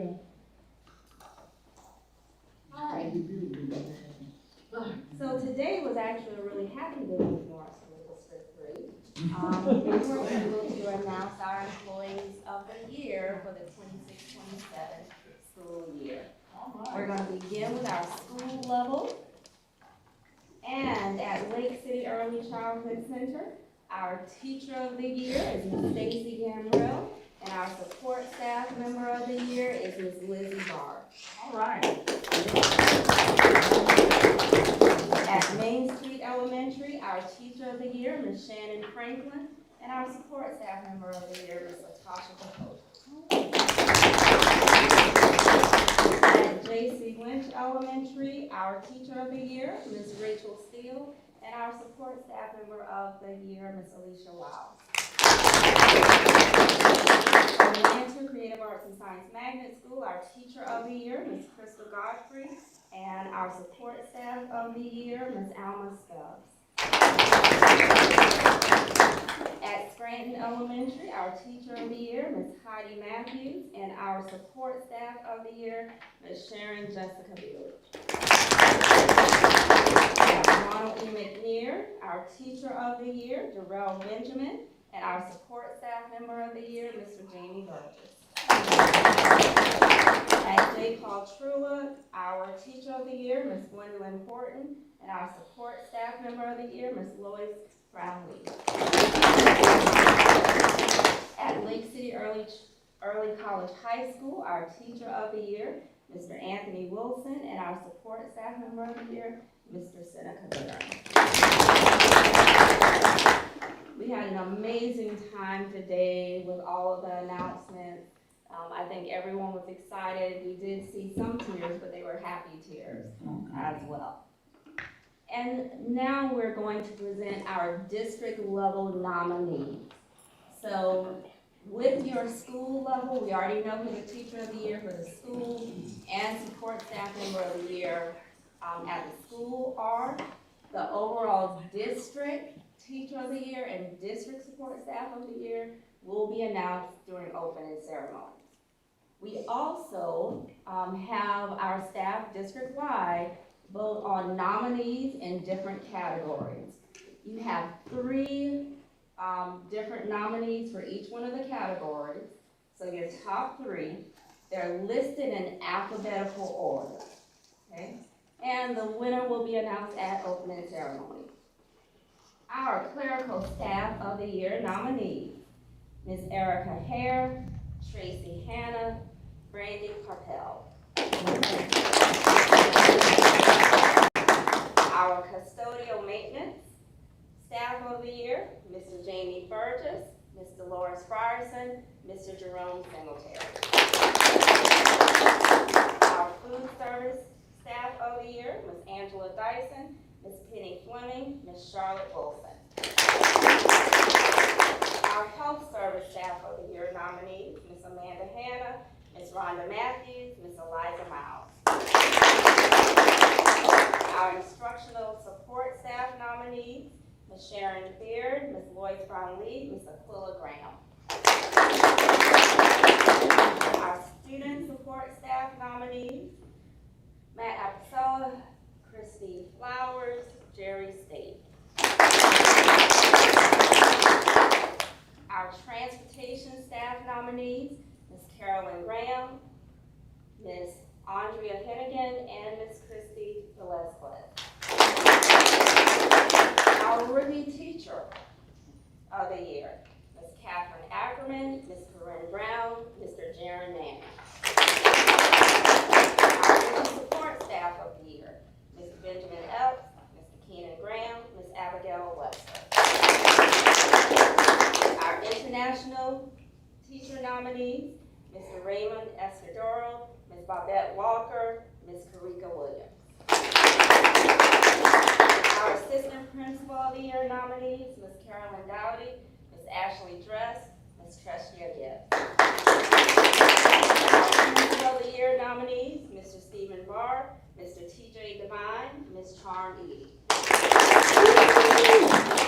And our district level admin nominees, Mr. Ned Blake, Ms. Mary Howard, Angela Scott.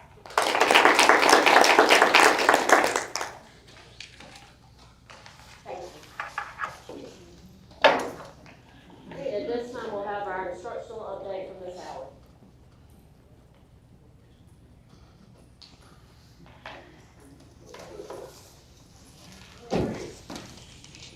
Good evening, board chair and board members.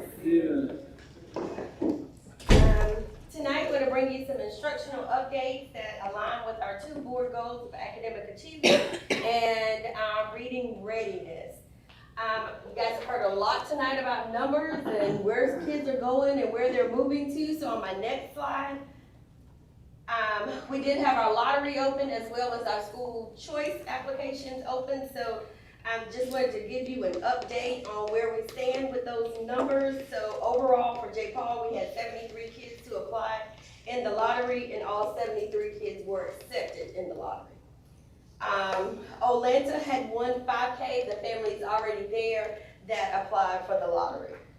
The lottery also has now that the window is closed, we do have a wait list that parents can access on the district's webpage. If they go to the parent tab, it's the last selection at the bottom that says magnet school interest form. So that's where we pull our wait list from, in case anyone asks you. Then we had school choice applications. Some of these applications were, they already have siblings in the school. So at J.C. Lynch, we had 4 school choice applications. All 4 were accepted. At Scranton, we had 6, and all 6 were accepted. One important note for you guys for programming updates for the 26-27 school year, J.C. Lynch will not offer Montessori next school year, but they will continue with their traditional 3K program. So we will have 3K. We will have 3K, 4K, 5K instead of a combined class. And I asked why, not the 2 months. Casey Lynch. We were not able to find a Montessori teacher for that position.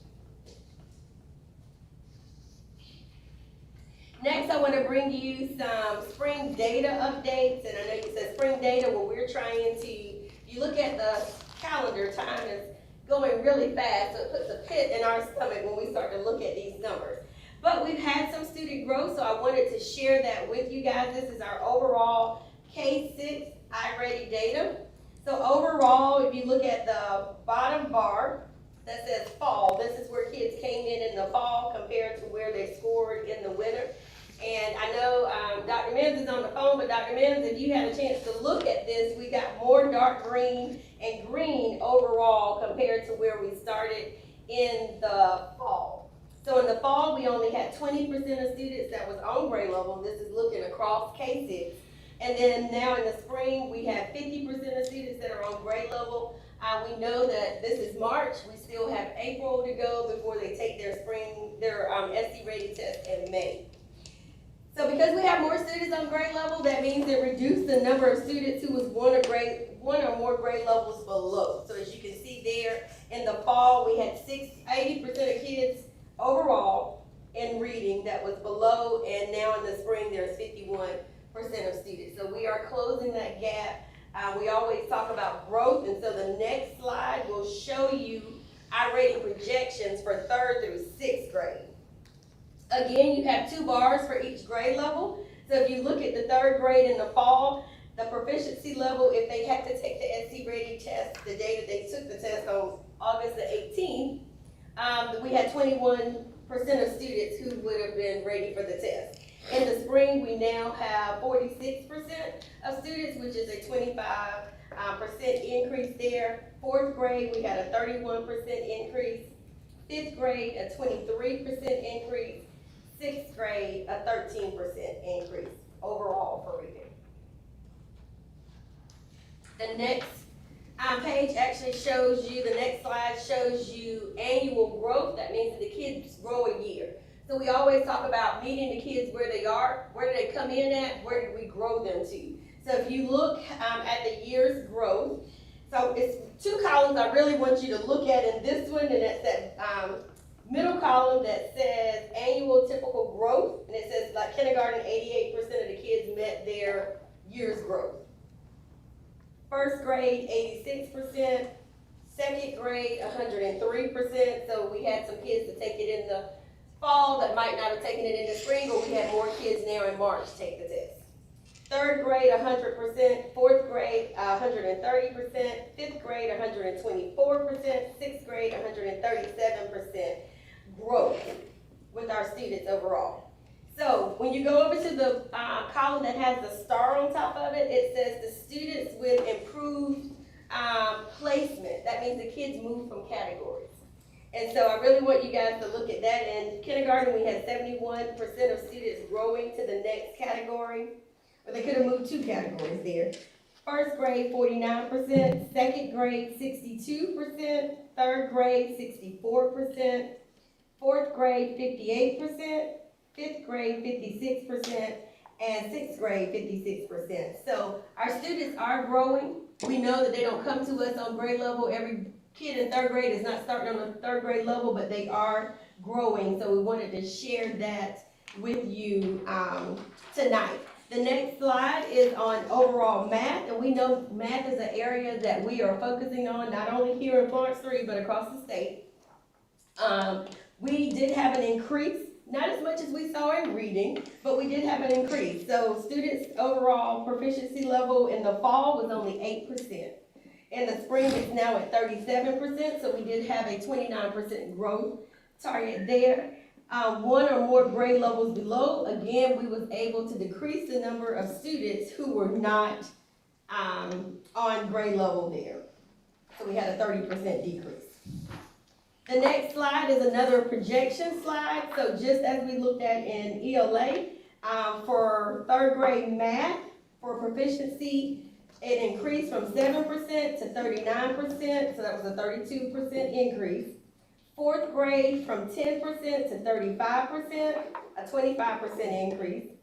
Fifth grade, 6% to 25%, a 19% increase. Sixth grade from 11% to 25%, which was a 14% increase.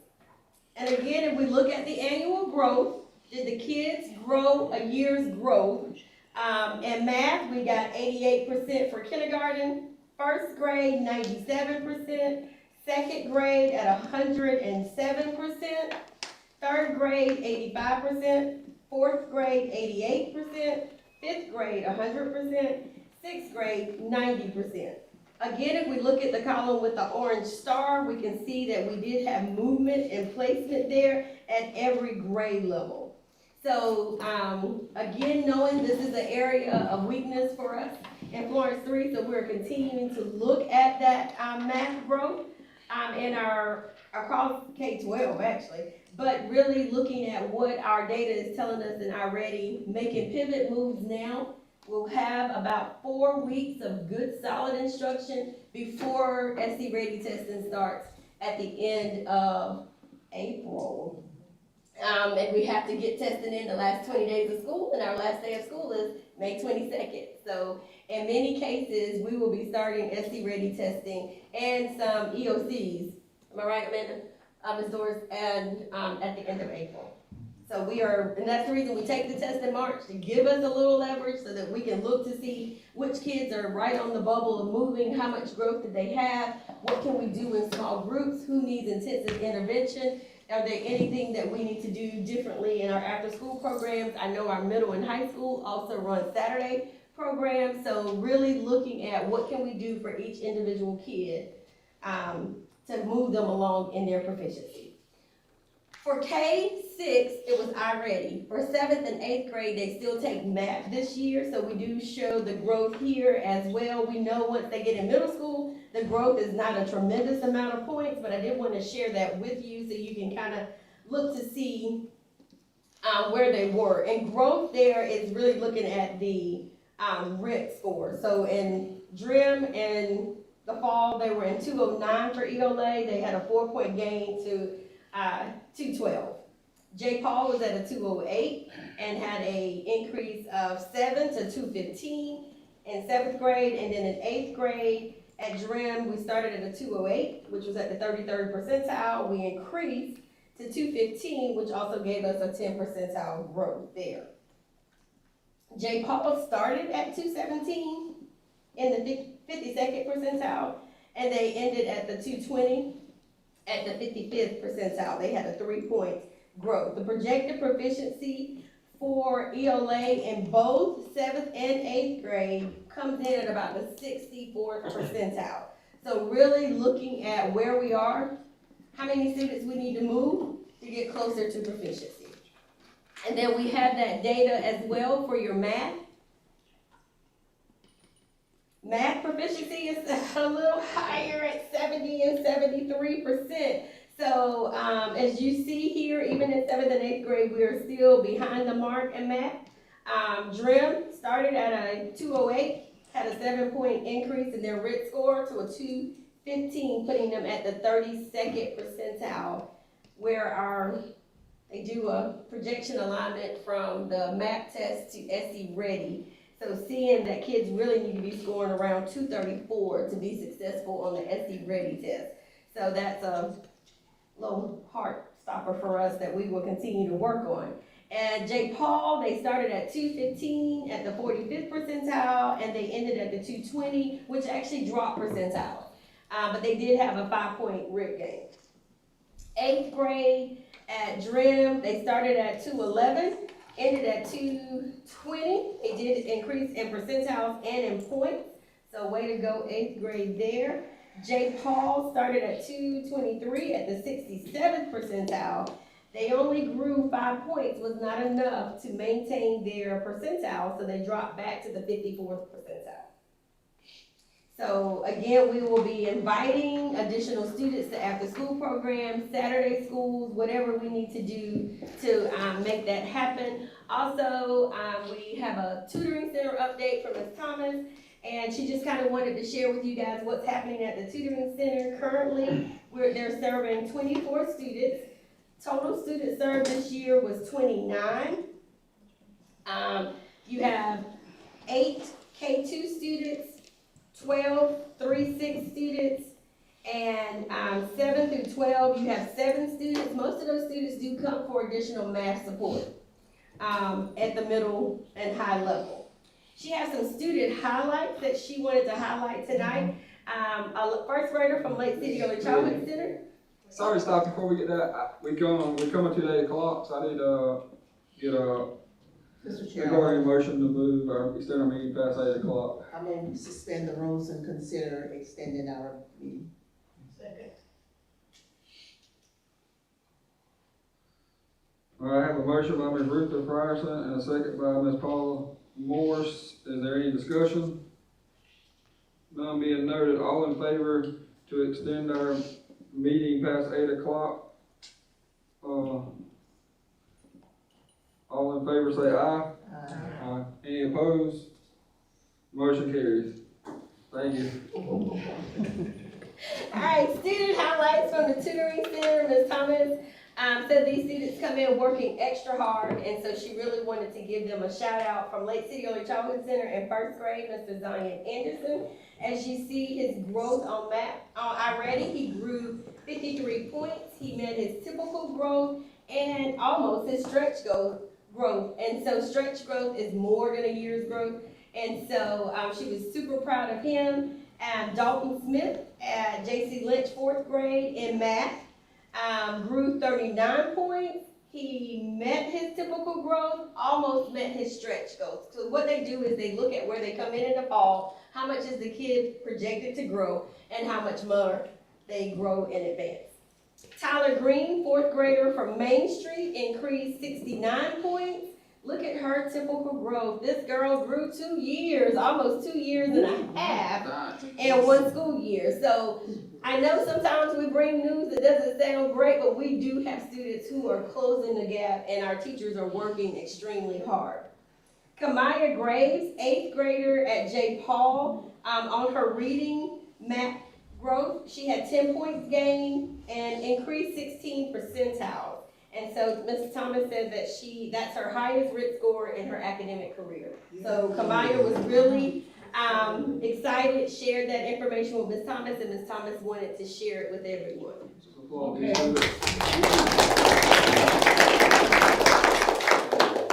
And Ms. Thomas also included next steps for the tutoring center as well, her test prep plan. For already a math benchmark score, she's looking at reading levels, grades to design each student's learning path. Students are using digital programs at the center like iReady, Bottle, to provide adaptive software learning. They're promoting the 30 for 30 reading, test prep from the State Department, and similar tests are being used to help teach test-taking strategies. They're focusing on non-fiction comprehension for reading and a mixed review for math, especially with fractions, decimals, integers for our upper elementary and secondary students. So they are really working hard at the tutoring center to also help with all of our efforts. Some spotlights. We did have our National History Day competition on March the 3rd for our junior competition. We had 34 entries, excuse me, from our, for the first day that we were there, we had over 50 students to participate, and we actually racked up on some awards. So we will have some students from Dr. Ronald E. McNair, Olanta, that will be advancing to the state competition. I gave you guys a list of students and their winnings there. So for historical papers, our first place winner went to Mr. Larry Bimbo. Second place went to Mr. Clifton Browder. We also had a student to do a website, and he received first place, Mr. Ravenel Lowry. And then you had your exhibits. And first place went to Chantel Parks. Second place, Kanari Smith. And Ms. Taylor got 4th place, but she is the regional alternate to go to state, and I think she's actually going. And then in our junior select division, for 4th and 5th grade students, we had 1st place Scranton with a group exhibit. Bransley Durnan, Heidi Poston, and Precious Singletary. From Atlanta, we had Contrell Brown with the individual exhibit. Jackson Goins, Lynn Bennett, Aiden Griggs, and Jordan McElveen on a group project. And then Wyatt Sherman, Daria Hanna, and Nevaeh Rich did a group documentary. So let's give those kids a hand. And then on March the 5th, we had our primary division, and we had 26 entries from Lake City Early Childhood Center, J.C. Lynch, Olana, and Main Street. We had winners in all the categories. We had over 36 students who participate in this one. So for individuals from Lake City Early Childhood Center, we had T.J. Hines. For Dr. Daniel Hell Williams, Logan Smith had a project on Dr. Ronald E. McNair, Nevaeh Woodbury, Benjamin O. Davis, Cynthia Hughes, Ruby Bridges, Zanaya Long, Catherine Johnson. At Atlanta, we had a group exhibit winner for the Montgomery Boy Boycott. Can't even say that. Montgomery Boycott. I'm gonna get it right. London, Washington, My King Singletary, and Royal Burgess. J.C. Lynch had the Pony Express. Nate Hayes, Kinsley Davis, and Devin Parrott. Scranton had the First Tough Phone, and that was Ansley Branham, Aaliyah Parker, and Mahalia James. So we'll give those students, and then on the next page, I just gave you some pictures of some students some of our winners. Also, while we're giving spotlights tonight, we want to congratulate Scranton STEAM Academy on their cognitive certification. Their noteworthy practices where leaders are engaged in the formal process to share and communicate the STEM vision, mission with internal and external stakeholders, and the institution consistently plans for and facilitates STEAM events, activities for the school and community during and beyond the regular school day. So we want to give them a shout out for completing that process and for maintaining their STEM certification. What's not on the slides is we also had the CTE department win some medals as well. At the Skills USA competition in Columbia, we had 2 students that brought the gold medal home, and that was Nakaya Singletary for CPR and Kamari Epps for medical math. Then we also had a student to bring a bronze home, and that was Mr. Camden McFadden for action skills for building construction. So we can also give them a hand.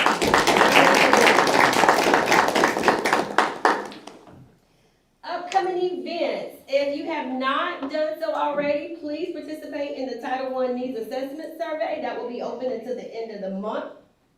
Next week, actually next Monday, report cards will be issued, so parents, please ask for those report cards, look for those report cards. It will have some important information on there. It will even, we're gonna start notifying parents, or already started notifying parents about summer camp and things of that nature, so that will also be on the report cards. And then on March the 30th, we have our own cognitive accreditation visit, and we have submitted all documents, so we're just anxiously waiting the 30th for our interview time for the visit. And then April 6th through the 10th, we will be on spring break.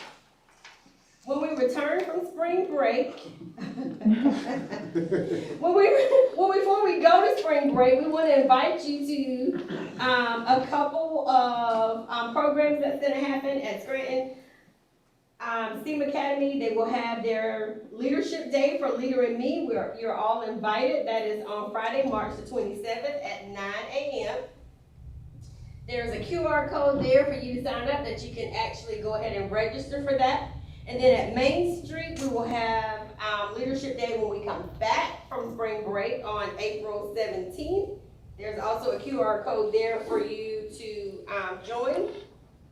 Mr. Devine We'll have Leadership Day at J.C. Lynch, next slide, on April 2nd at 9 o'clock. So please join that. And then I wanted you guys to go ahead and save the date for April 23rd for our Stars Gala. We would love to have you in attendance. Any questions for instructional updates? I know that was a lot. Yes, No ma'am. question, no question. Mr. McKnight is selling his candy. Mr. Devine is gonna be our speaker for, the community gala on the 28th at the high school, in the high school gym. The tickets are $50. All the money that we raise go back to the community. We do things in the community. But I know you wanna support Mr. Devine being our speaker that evening. So send me for your tickets, okay? Thank you. Thank you. What was that date? The 28th. So this is March 28th at 6 o'clock. March 28th.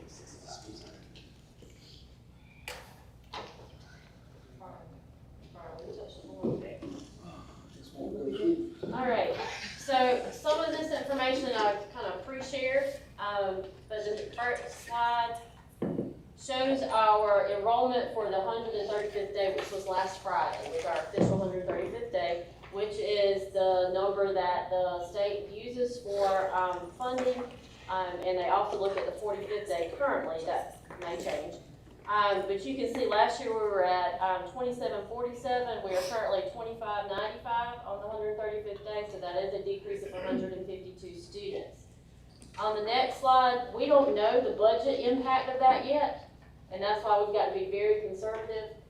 We know there will be an impact, but again, we don't know how large that pot is. It's going to be split across the state. So we are going to be very frugal in budgeting because of that 152 student decrease. On the next slide, I shared this slide with you last month. It just shows the process of the budget going through the legislature. It did pass in the House, and it is now on to the Senate Finance Committee, and then after that we'll go to the Senate. But I did make a few notes here at the bottom, because if you paid attention to the news, they passed the budget in the House. I see Ms. Maddie already giggling. The House passed a balanced budget, but immediately after that passed House Bill 4216 later the same day that dealt with a income tax relief of $587 million. So that's less than the balanced budget that they approved. Also, they passed 3368, which aligns South Carolina taxes with the One Beautiful Bill that passed in Congress, and you can see the physical impact of that is $288.5 million. We don't know what impact this is going to have as the budget goes to the Senate, and then after it goes to the Senate, then it will go to the governor to sign. So there's still a lot of unknowns at this point. We do know that the House budget was $15.4 billion was the total budget. It did have the increase of $2,000 for teachers in salaries as well as some other items. So a lot can change as it goes to the next group.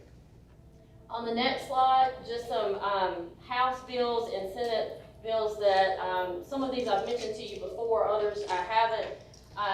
4756 is the Student Physical Privacy Act. This is a lot of people call the bathroom bill. And so this did receive favorable in the House, and so now it goes to the Senate, and it basically says boys use boys' bathrooms, girls use girls. And it also specifically mentions in there that if you're not following that, then it has to be a student or employee that takes action, sues for the violation of this bill, okay? So it got favorable votes in the House, and now it goes to the Senate. And again, bills can change as they go from one to the other. The next one here is 4468, which deals with local advisory councils for educating students with disabilities. And so this would be a new council that is created at each of the local levels, and the council would give the board as well as the superintendent information on the needs of the students with disabilities to include safety. Again, this received favorable votes in the House, and so it's on to the Senate now, and we'll see what happens. I've mentioned this one to you already. This is the grading practices, 5073. It did receive a favorable vote in the Senate. This one's getting a lot of attention on the news and stuff too. Saying that kids have to have true grades, meaning you can't, some districts have where a kid can't make below a 50. They're saying if this passes and you don't follow it, then the district could lose up to 10% of their funding. Another thing that is covered in this bill is the content and credit recovery that a lot of the high school, secondary schools do. And this would require that students must complete all assignments before going into a credit or content recovery situation. They are also asked to review the uniform grading policy, and so we'll see what happens with that one. 4762, this is the school volunteer chaplains and historical displays. This has been on the news some as well. Part one, there's two parts to this. Part one allows school districts to have volunteer school chaplains to provide support services and programs to students. The conditions, as it is currently written, they must have a background check. Parents have to be informed prior to the chaplain giving services to the student, and each district would have to have a published list of all the chaplains that they're using, as well as the religious affiliation of each of those chaplains. Okay. Part two mandates the display of 10 Commandments in all classrooms. It even determines the size of the 10 Commandments and that should be displayed. Optional displays that can be displayed would be the Mayflower Compact, Declaration of Independence, and Emancipation Proclamation. But the one that is required under this would be the 10 Commandments. It says that you can't use state funds to make these posters or these displays, so it would have to come somewhere else. That was favorable in the Senate, favorable in the House, and it's gone to the Senate now, so we'll see what happens. Probably the most talked about thing recently has been the high school league. There was a big push to just totally eliminate the high school league, and you know that's the organization that oversees all of the sports. A lot of things happened, and they basically said that they were going to keep the high school league, but they were revamping. They're going to be changing some things and putting it directly under legislative oversight, because currently it doesn't have any legislative oversight. This was approved by the House and has been sent to the Senate. So we'll see what happens there. Another one that I had mentioned previously that did move on from the Senate was the school board training and ethics. It basically puts the State Department of Education more directly involved in the training for school board members, and it decreases the amount of time that a new school board member has to get the required training from 1 year to 6 months. It also has part in there that says that if board members do not meet that requirement, then it will be recommended to the governor that they be removed. So this got the approval, it's going on to the House, and we'll see what happens there. Last one here that I'm going to mention is water property tax. This 3858 is basically a decrease in watercraft property taxes from 10 to 6% reduction, and it's supposed to be phased in every 3 years. And you may say, why do we care about watercraft? Well, if you look at those financial reports that we give you each month, we get funding from this. And so we'll have to see what happens, because this would mean a decrease in funding that we get from local water property tax. So this is going on to the House, and the House will work on that. So any questions about the legislative stuff prior to Mr. Huckabee coming to give you an update on facilities?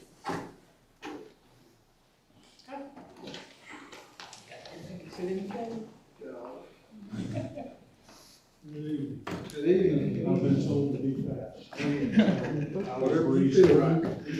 We'll start with phase 1B at Lakes Area Childhood. I was hoping to be here to tell you we are completely finished, but I cannot do that quite yet. Our DOAS units are now operational. We do have 3 HVAC units that are are not working because they have defective communication boards. These units the models are just so new that Daikin has not manufactured enough replacement parts for us to get communication boards very quick. So instead, what they're doing are sending us new units to remove the communication boards from those, put them in the units already installed, take the defective boards, put those in the new units they just sent us, and then ship them back. Those are supposed to be in tomorrow. So we fully expect to be doing the closeout paperwork next week. So, Main Street Elementary gym roof, Schneider's been delivering the materials for that project starting April 2nd. And we expect the majority of that work to be done over spring break, although we know they won't get it. Fire alarm upgrades, we've gotten the conditional approval for the plans at Lake City High School, Jacob Trueluck and Ron McNair. We're still waiting on the conditional approval for Lake City or Childhood.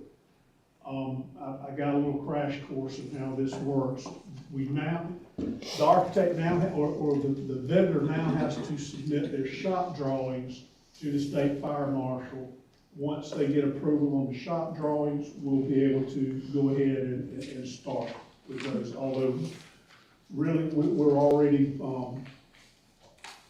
installing conduit to try to not get too far behind on these projects. So when they do get approval, they can start pulling wire. Our district modernization project, what we call phase 2, that first bullet point, I spoke on the previous slide, but OSF did give us approval for that roof, so that's why we're moving ahead with that. The mechanical window and LED lighting submittals have been sent to OSF, and we're still waiting for approval. My understanding is they're very backlogged. Building automation system upgrades are continuing. They finished up in Atlanta last week and have been at J.C. Lynch this week. We're planning to move forward unless there's some objection here for a change order to add the lighting upgrades at baseball and softball fields.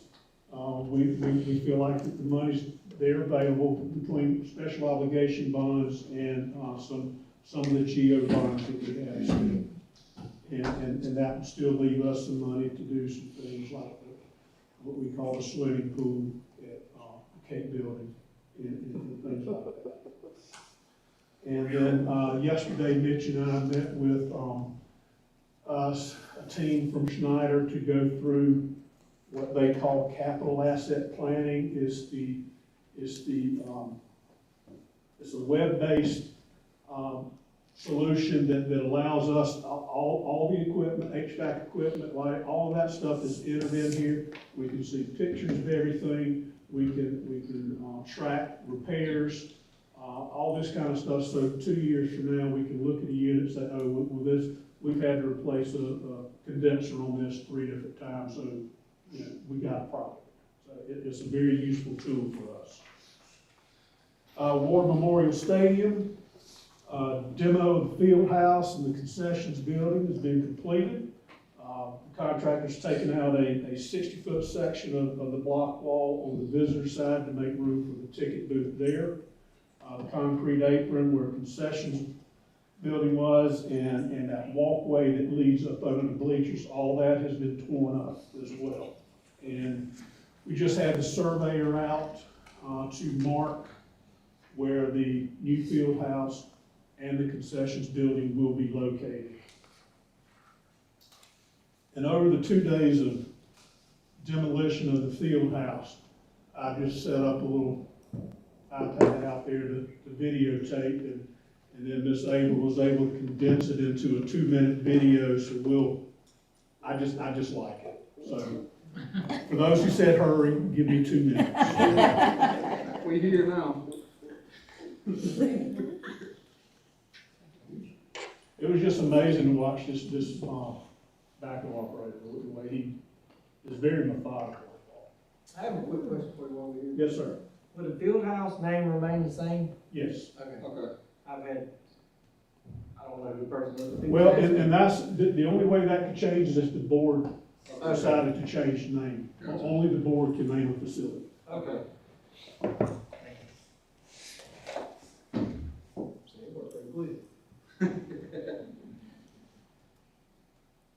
How long was the total demo time? From, until it was completely debris-free, was probably 3.5 days, 4 days. Okay. 14 hours, okay. Well, that's all I videotaped. There was still some, Okay. you can, at the end, you'll see some of the block mostly, still there. That they had removed, I think some block and a little scrap metal that they still had to remove, but it's all completely gone now.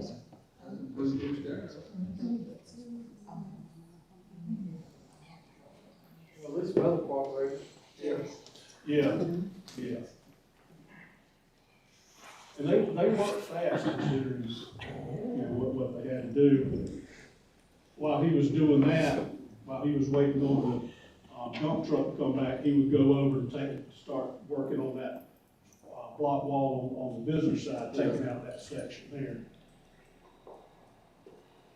And all that's been cleaned out now.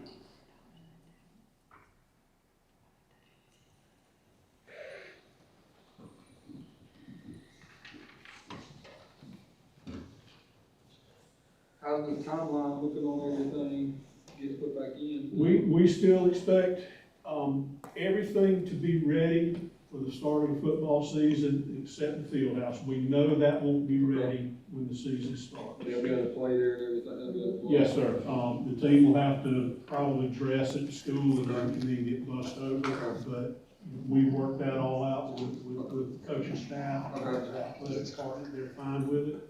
Yeah. So, yeah. I charge my fee to come to my house. Man, I charge my fee to come to my house. Right across the street. oh, we'll just let them take halftime over in your front yard. And then the last sheet is the spreadsheet where we're tracking all costs. And I'll be glad to answer any other questions you may have. I have one.